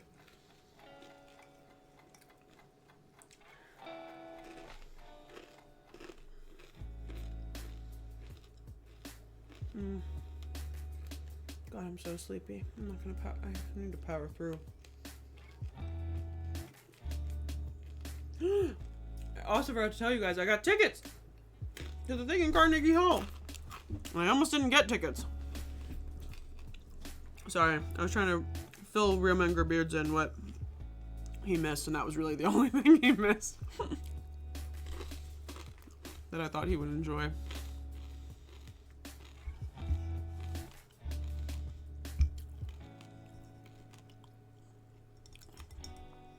I did get tickets, but barely. Barely. It's not sold out, but all the cheap tickets sold out so fast. I have some shitty seats. I don't think they're that shitty, but I have some pretty shitty seats. But I'm very proud. I paid less than $100 for them, so I'm under budget for what I was planning to give myself. But they started going so fast, and on my phone kept glitching out, and I was like, I just need anything. So I am going to New York City in December. I gotta buy my train ticket.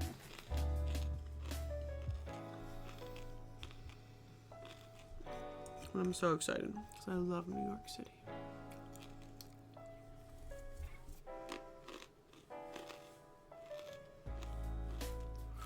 Yeah, actually, it'll be close. It's like December 15th. They usually do the tree lighting.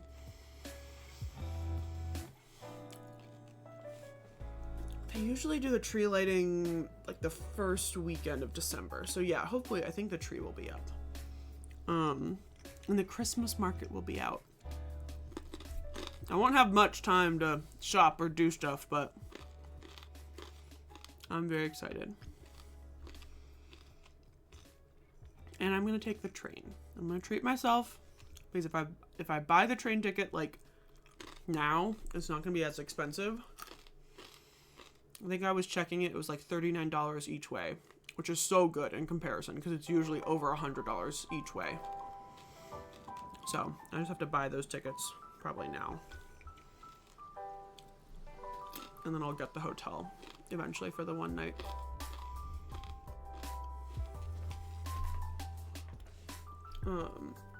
So yeah, so this one's very interesting.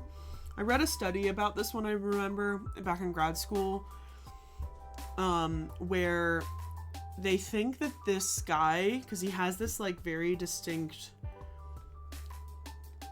problem on his eye, is that it actually might be evidence of like a an eye surgery. I can't remember exactly which one, but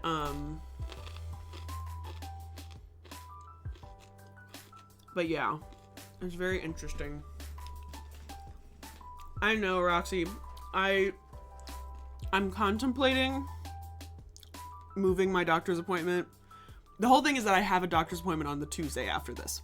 So like I'm contemplating moving my doctor's appointment so that I could stay a little bit longer, because my old coworker now lives just north of New York City, and she sent me a message, and I said, okay, well maybe like if you said that you would come down for the day, like I could spend the one day in New York City. If you could come down for the day, we could do a Tuesday in New York City, and I would take the late train home, and I would get home really late, and that'd be fine.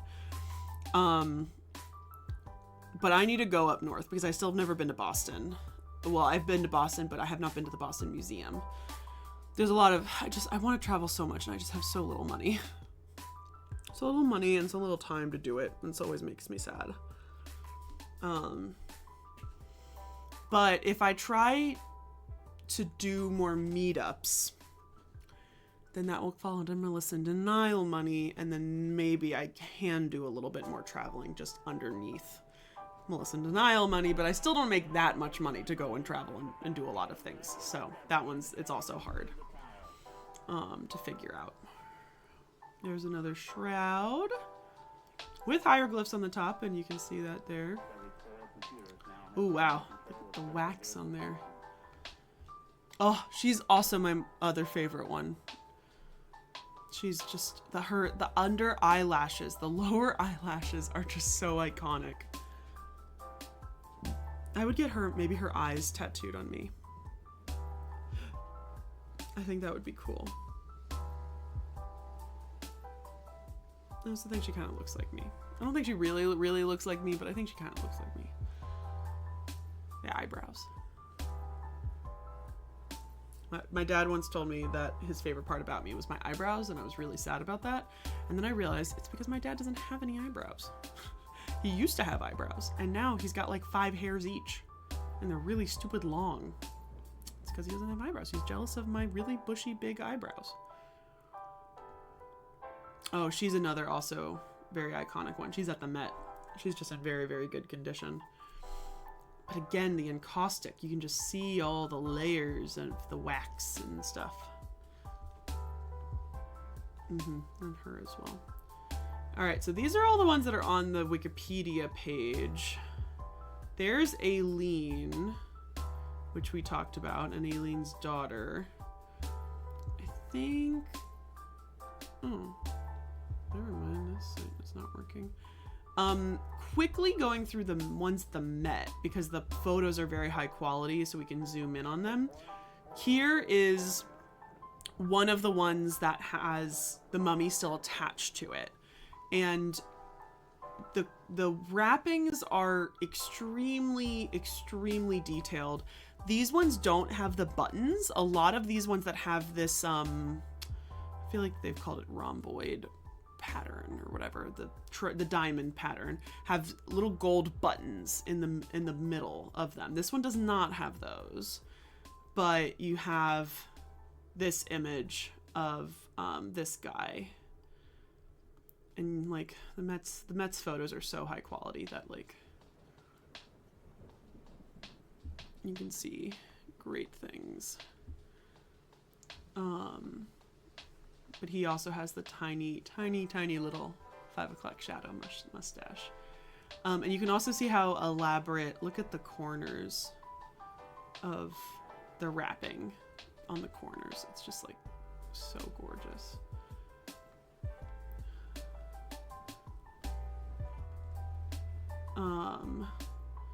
So this is an unknown person. His downy mustache indicates that he is older than his early 20s. A number of mummy portraits represent youth with their first hair, a feature that has particular connotations to Greek-educated society of Roman Egypt. The incipient mustache was both an indicator of the young man's entrance into important social groups and a signal that he was at the prime of sexual attractiveness and vigor. To learn about... Oh, yes, I do know about this piece. So panel portraiture continues to fascinate visitors and scholars in our day and age. This portrait here was even used to illustrate racist and anti-Semitic literature. To learn more about this dark moment in this object's biography, there's a curatorial interpretation that you can listen to. For those curious, we're not gonna have time to go into all that because I want to look at some other things. But this is the Roman period, 80 to 100 CE, from Egypt in Hawara. This was excavated, which makes sense because obviously it's in one piece. BSAE is the British School. BSAE. I don't know what BSAE stands for. British School of Ancient Egypt? That's not what it is. I don't know. Somebody look up what BSAE is in context of archaeology. So excavated by Flinders Petrie at Hawara. Oh, British School of Archaeology in Egypt. I knew the A had to be archaeology, but I was like, what's the E? It's the E. Yeah, British School of Archaeology in Egypt. I think that is the organization before University College London. I think. Or maybe it's a separate school.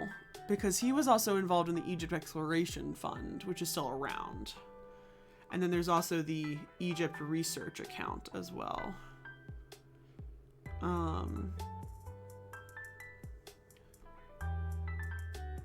Oh, okay. So it was like the old version of UC. It was before UCL, but it is. Okay, that is the same thing. I don't often see it being used. I usually see it being EEF.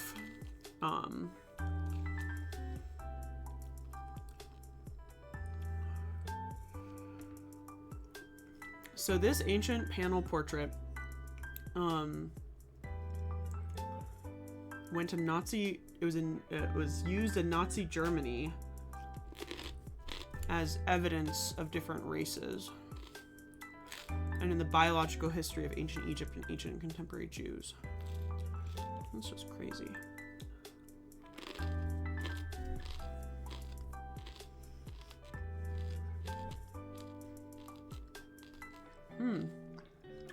Georg Ebers, actually, who's an Egyptologist, identified these images as Jews.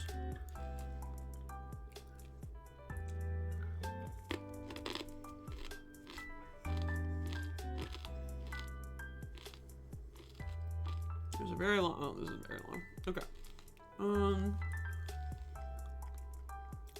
Here's our boy Eutyches. Oh my God! Look how high quality this is.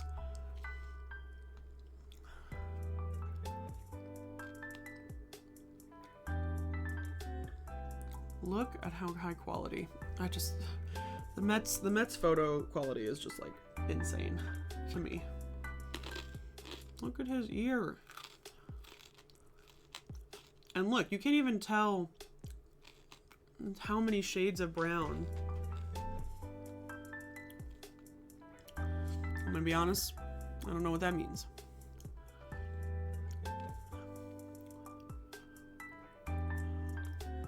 Look at his little eyelashes. He actually has 2 different color eyelashes.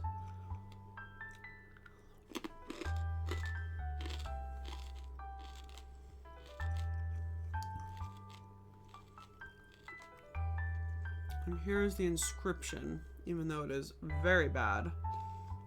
it can be translated.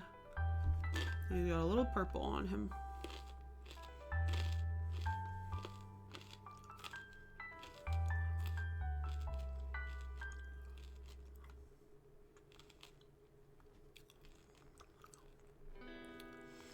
So his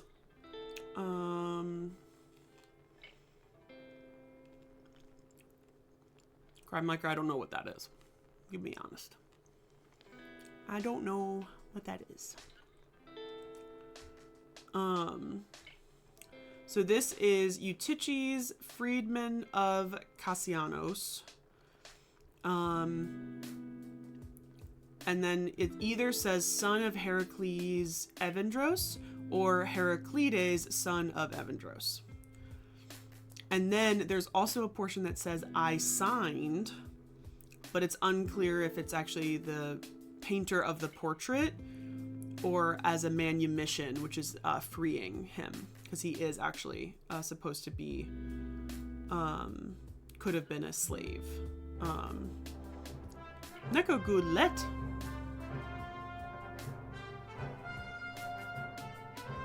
That's what I was thinking Ice Climbers was, but I did not know. I have never played it. I do not know. I never had an NES. I'm not that old.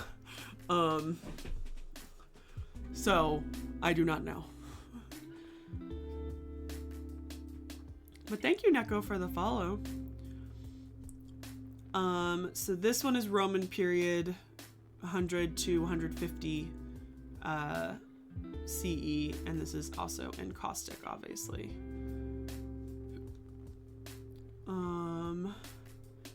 One of my favorite ladies. Let's take a look at her. Not as high quality, but God, you can literally see like how 3D some of the parts it. Crime Liker, we're in the middle of a discussion talking about ancient Egyptian Fayum mummy portraits. So we're going to talk about what we want to talk about. We're not talking about NES video games.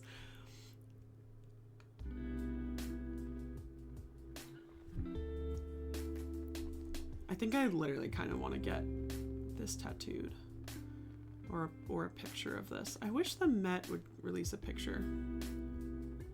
Yeah, we're kind of off topic. I'm an Egyptologist. We don't play. We only really talk about history here, and history video games. And so Ice Climbers is not one of those either. So yeah, we're doing our Drift and Down De Nile discussion streams, talking about an ancient Egyptian topic, and so we're looking at some pieces of art and such. Oh, she's just so pretty. Portrait of a woman in red. But as you see, many of these do not have kind of the background or the provenance that we would like, purchased from somebody in Cairo. And that's the difficult part, unfortunately, is a lot of these we're just kind of on the art market and stuff. This is a portrait of a thin-faced man. He's got also quite some curls.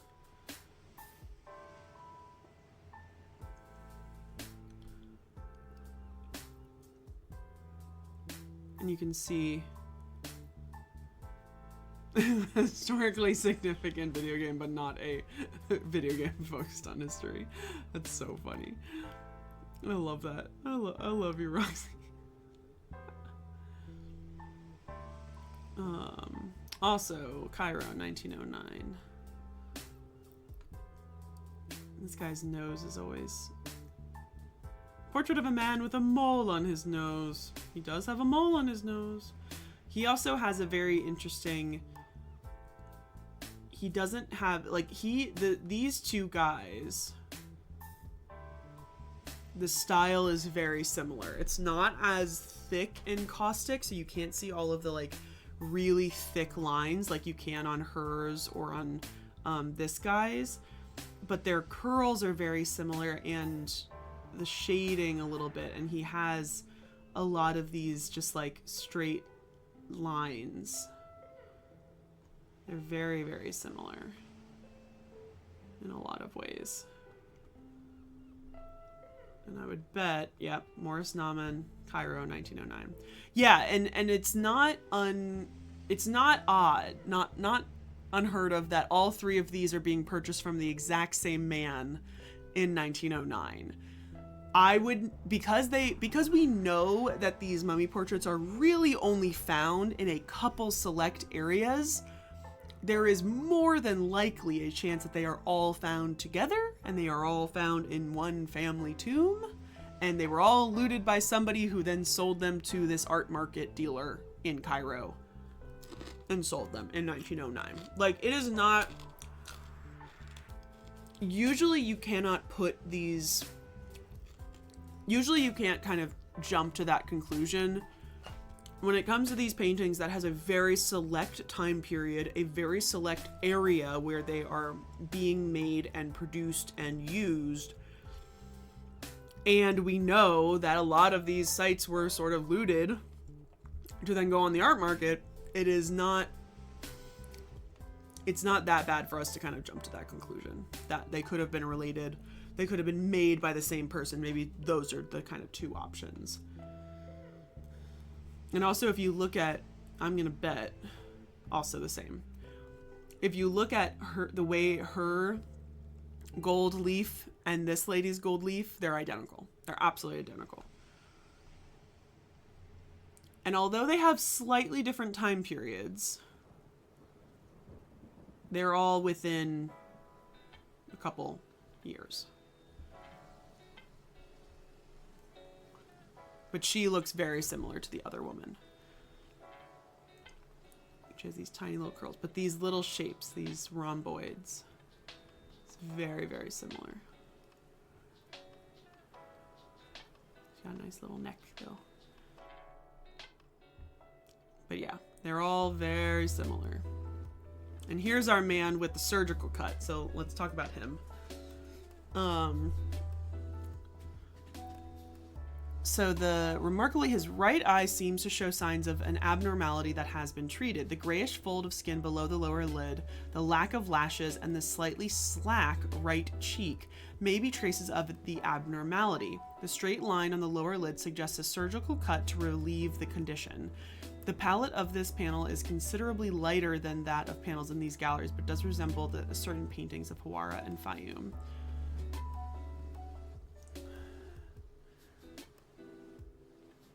So the thing that you can very much see is that this is not just a damage to the painting. Like, someone did not just go and take this. This is part of the painting.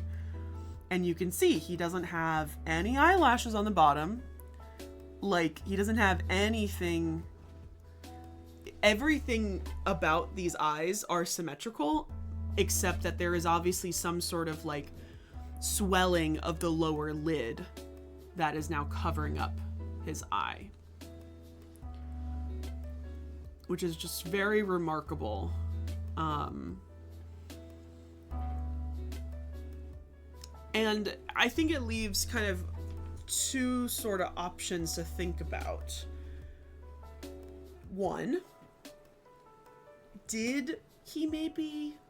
are they copying what he looks like at his death? And did this eye problem have to do with his death because they were looking at his body while making this painting? Put that into your mind. Think about that for a second. What if he got an infection after this surgery and died? And now this artist is staring at this dead body about to be mummified. And he sees that. He's just going to take it literally. That's one option. The other thing that is possible is, well, what if he had that injury for a while and this is what he always kind of looked like? And that he chose. If there's the possibility that some of these portraits were made slightly before their death, why did he choose to include this? And him, not the artist. Why did he decide to ask the artist to include this? Which is possible.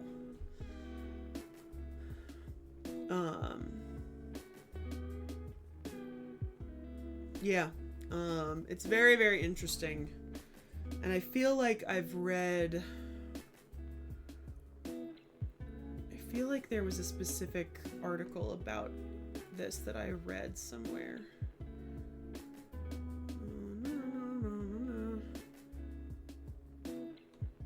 Trachoma. Tea time, cat.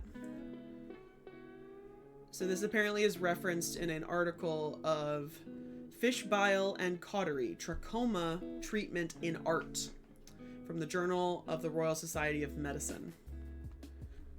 And it's also mentioned in a book called The Art of Medicine in Ancient Egypt.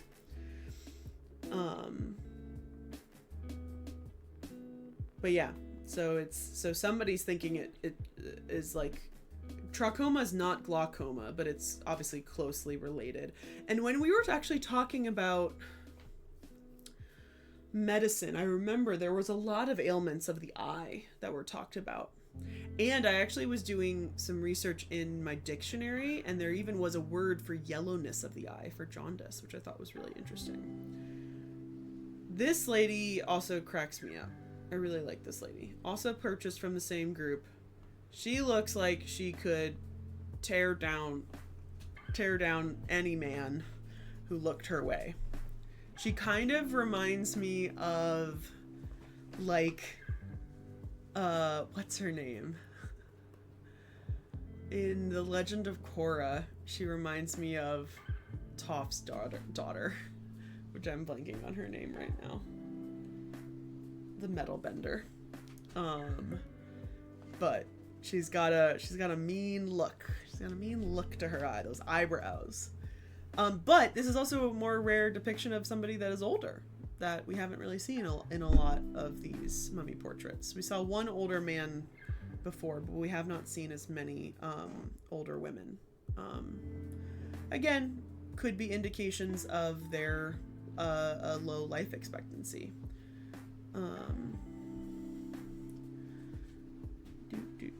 And then there was one more, which I think also, yeah, this guy, we saw him before too. Very different, very scared looking man. Oh! Hello, hello! Welcome on in, everybody.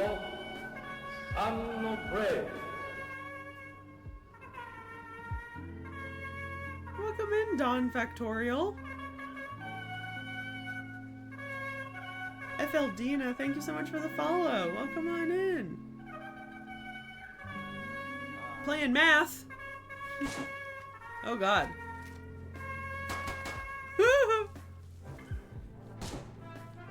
This doesn't look like math to me.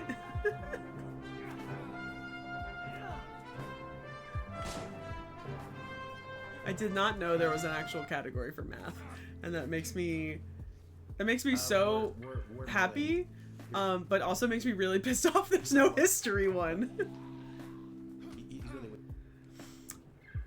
Very cool, Dawn Factorial. Welcome on in, everybody. My name is MelissainDeNile. I am in denial in more ways than one. I am an Egyptologist, archaeologist, and I stream Egyptology, archaeology games here on Twitch. And we also do discussions and lectures and such. That's what you did. You oh my god. That's so funny. That you just hijacked a game called Math. We need to check. Is there a game called History that comes up on Twitch? We should just do that. That's so... I love that. I love that so much. I know. We need a history one. I want a lecture one. I want a special event one. There's so many categories that I want on Twitch that we don't have. We are doing our Drifting Down De Nile discussion series where we pick a topic about ancient Egypt and we just like Google it and usually look on Wikipedia and things like that. So we're talking about Egyptian mummy portraits. So we're on the Metropolitan Museum of Art's website right now. We're looking at the portrait of a thin-faced man. But we also can get very high-res photos. This is not as high-res, but fairly high-res photos of these mummy portraits, which were meant to... He's not as thin as the other guy, who also is called this guy, Portrait of a Thin-Faced Bearded Man, who doesn't have a thin face, but he's just like got the gaunt cheeks and stuff. I was not talking about Toph. I was talking about Toph's daughter. I cannot remember her name. Who's in Legend of Korra.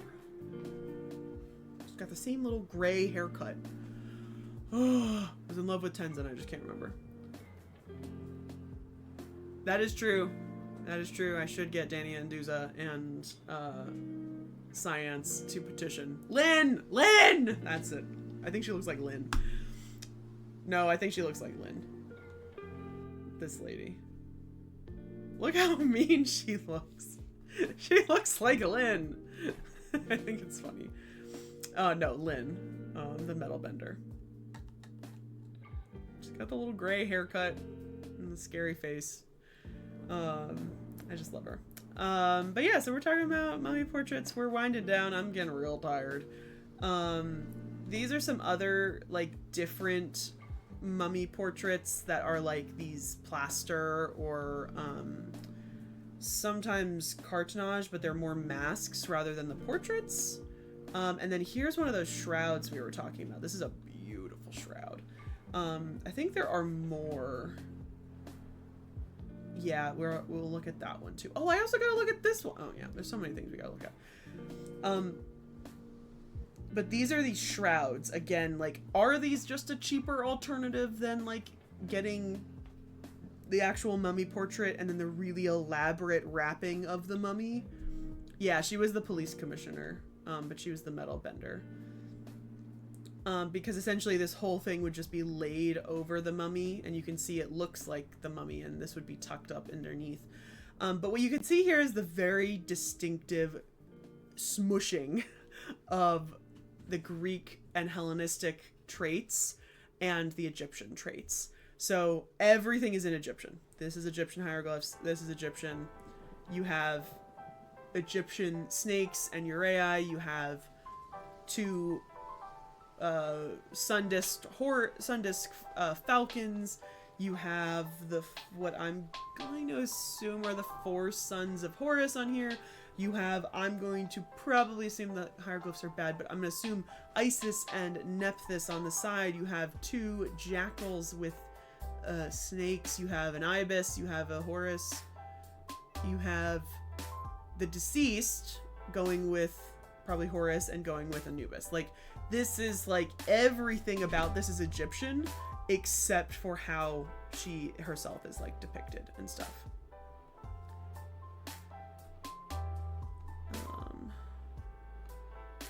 Yeah, little depictions, but yeah, is this, do we have her name? Oh yeah, it is Isis and Nephthys as kites, the 4 sons of Horus. Oh, Melissa's so good. The other one is this one, which is does not really go along the same lines, but is very simple. But it's this beautiful depiction of this woman with 3 necklaces, these little earrings, and in a beautiful chiton. She's got 3 rings, bracelets, and stuff. And then what you essentially have is an Anubis on one side, and unclear who that is. And you can go all the way down and you see her little shoes. She's got socks, little sock sandals, which are cool. But this is, again, like this just big piece of linen that would be placed over her body. Oh, if we want to hijack any games. Ancient Egypt.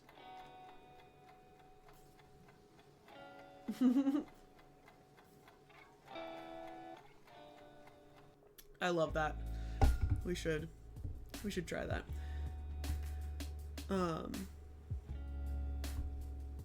Oh my god, remember beards. Yes and no. They can pull air out of your body, but they don't do it very often. They put a circle around your head and they suck the air out of you. But in the original series, Aang does not really do that because it's a kids show, and then in Legend of Korra it suddenly escalates and it's not really a kids show anymore, and so they do some crazy shit in Korra. And then in the bigger problem, they can't pull water from your body, but they can blood bend you.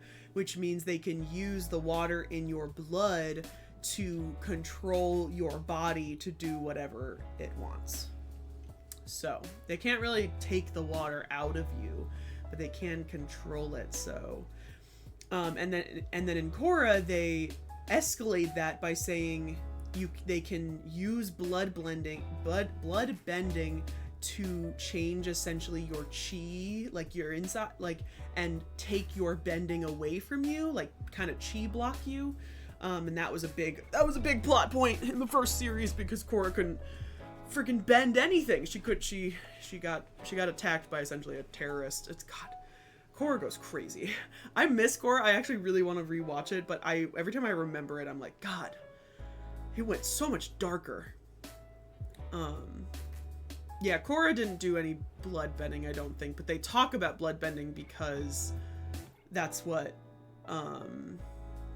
the main villain does in the first season. Amon with an O. Yeah, Amon, Don Victoria. Yeah. I couldn't remember him for a second. Amon. He was very scary. He was like a terrorist in his own way. It's like a very interesting. I loved Korra. I like will fight tooth and nail that it is a good series, even though some people like really, really hate it. It just was a different series. Like obviously, like he wasn't. Yeah, he said he wasn't a bender. I forgot that he wasn't a bender, but he was a water bender. I forgot about that. And his twin brother. It's like also like one of the first times that like there was like an absolute like an actual suicide like on Nickelodeon. Yeah. I will say, Roxy, I don't know if they necessarily dislike the show, but they dislike Korra specifically. But I usually hear people, like that people really hate Korra. And I think in a couple ways, yeah, there's a lot of things that I don't like about it, but I think the thing that they're wishing is that it was more. The first series was so good. The first season of Avatar was so good, mainly because they had so many filler episodes. Fun filler episodes that had nothing to do with the plot. And it was because when they originally made the series, it was half as many episodes, I think. Maybe not half, but they made the series, and then people, when they realized they liked it, they're like, hey, can you add more episodes? And so they inserted all these fillers. And so even though the second and the third season didn't follow the same thing, didn't follow the exact same pattern, it still had a lot more of that like lightheartedness than I think Korra did. Korra's like that meme where it's like, grab onto my hand, and then it's just like running through like literally it's so fast paced, it's so much different, but it's some of the things that I love the most because it is this super interesting look into how culture has mixed in this world, with it being in what did they call it? What was the main city? It's not capital city, it's whatever it's called, I can't remember. Whatever the big city is that city is this multicultural sector, and it's like how they combined everything together, and it was so interesting. Republic City. Yeah. Has it really? I did not know that, Remember Beards. That's very odd. It's not odd that that's what it is, but it's odd that. Oh, wait. That's so funny. I know what you're talking about. I suddenly said it. This is gonna sound so stupid. I said it in a British accent in my head, and I realized I know what it is. Because also bender, you can go on a bender. That's another way that the word can be used. This is a completely off track conversation.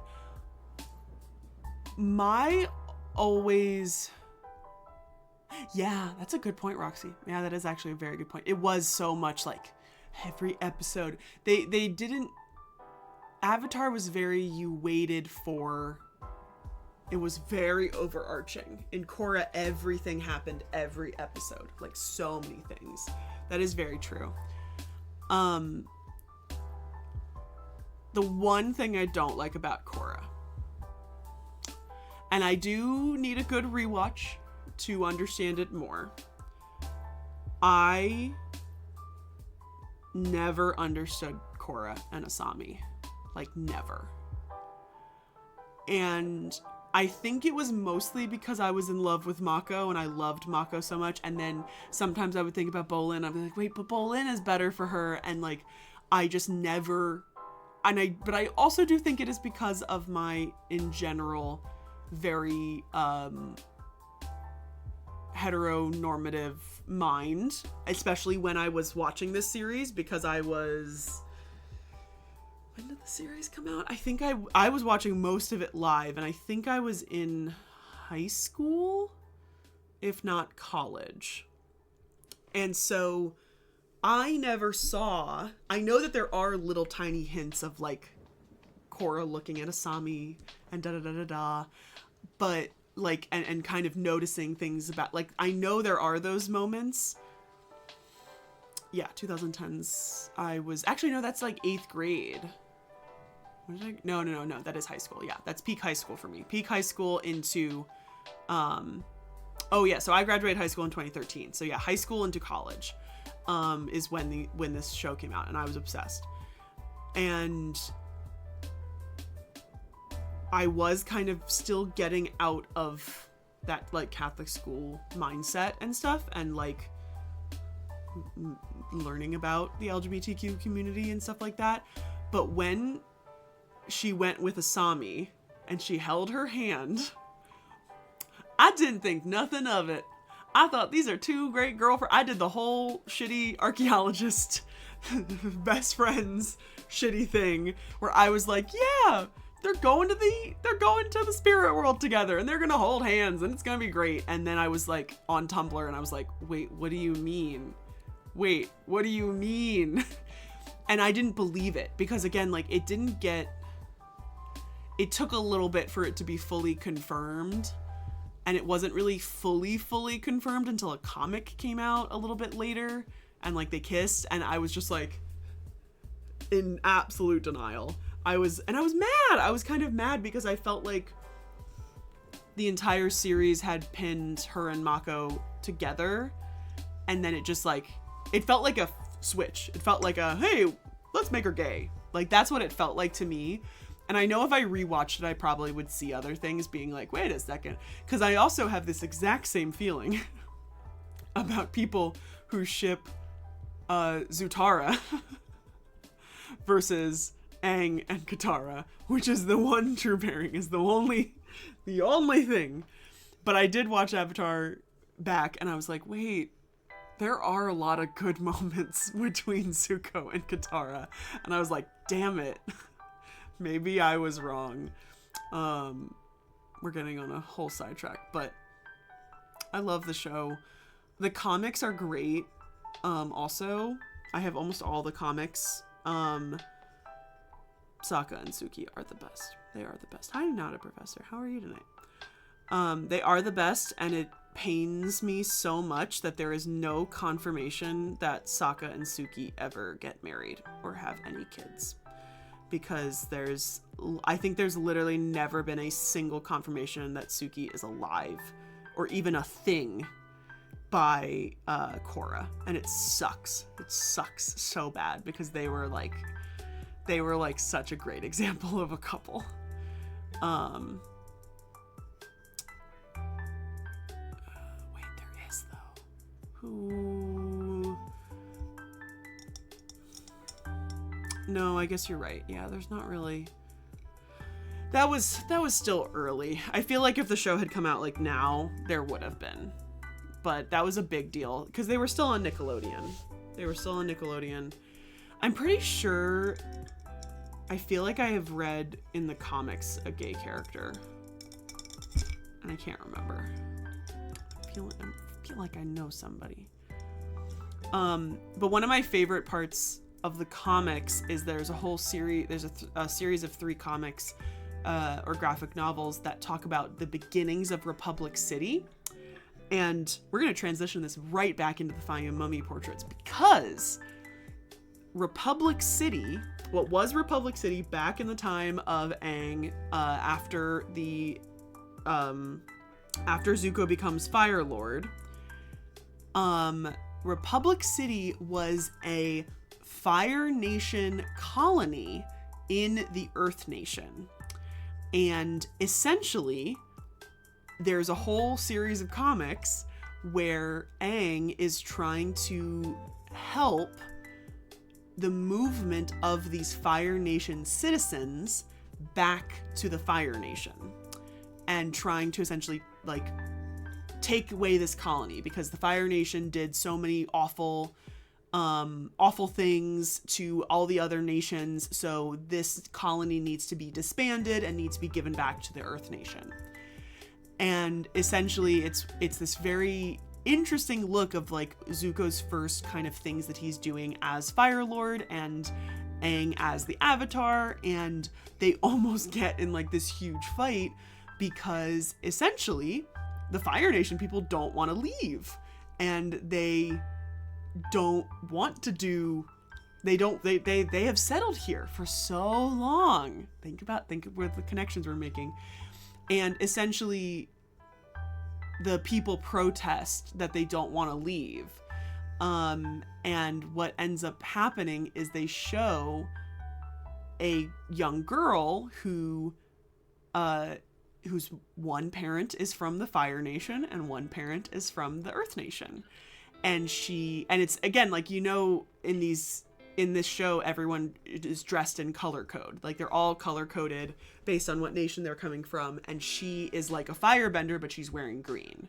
Like, and essentially Aang sees that suddenly he's like, wait a second, these guys are no longer Fire Nation. They have integrated into the Earth Nation. And so he establishes that area as a neutral zone, as this land that is not run by one nation, but is run by everyone. And it then becomes Republic City. But it's so cool because they make the comic, and I'm pretty sure they made that comic before Korra came out. I'm not 100% sure, but I feel like they did. And so it's super similar in a weird way to what was going on in the Fayum Oasis, and this kind of combination of cultures and stuff. Okay, it's 11:11. Make a wish. Let's briefly. Are there any ones here that haven't seen before? Oh, this little boy makes me sad. He's so creepy. His hair is so interesting. Yeah, he's a little creepy. Also this one. This one's also a little creepy.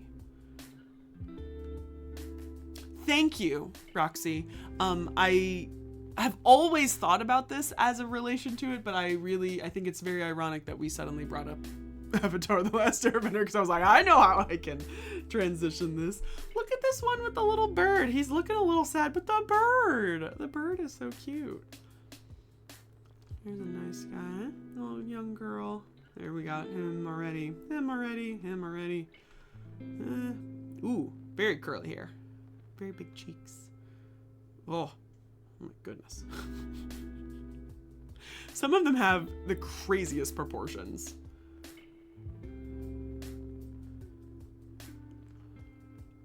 Oh, she's very sweet. Never seen that one before. I wonder if he's made out of multiple. There's something odd about the slant of his eyes. Now this might just be a coffin piece. Ooh, she's got not a lot of headspace. Oh, there's one. She's labeled too.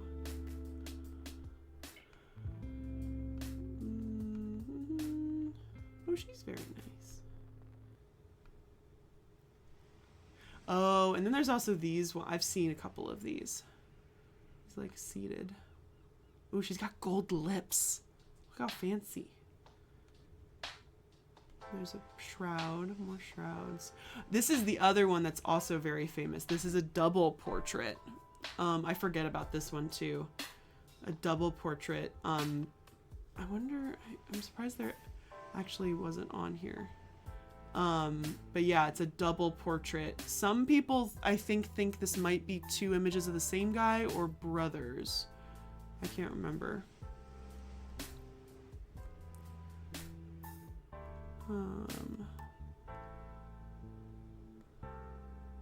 And there's Aileen.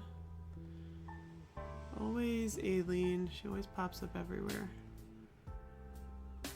Such nice little hair. That lady. This guy.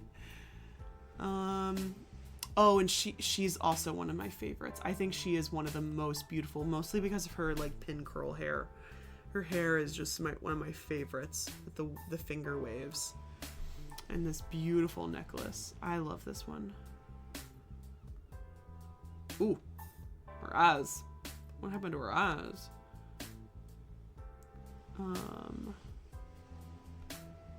There's just so many beautiful people in the world. Oh yeah, that's the one that, that's this one. This is the drawing. This is the one that Petrie found. I was waiting for this one because I knew it would be there. Because you can see here's his whole thing. But this is what he looks like. Alright, any last questions about Fayum mummy portraits? These are the ones in the National Museum Archaeology Museum in Greece.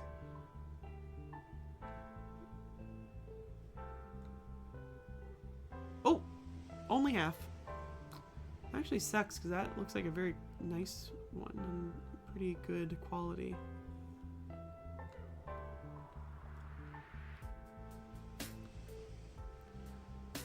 Cause I think I gotta go to bed.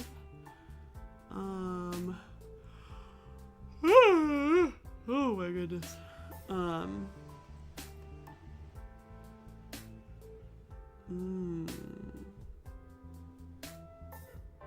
So up here, that's what I was looking for, is Ancient Panel Paintings, Examination, Analysis, and Research, which is this big publication. So this was, I guess some of the ones that they had were examined through this. In 2022, they had a conference of the Appear project, which I don't know, I've never got what version this is.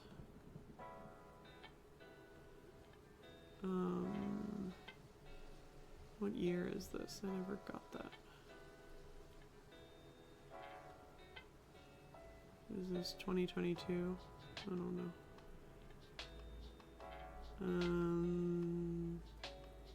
No, this seems to be maybe 2021 or 2020.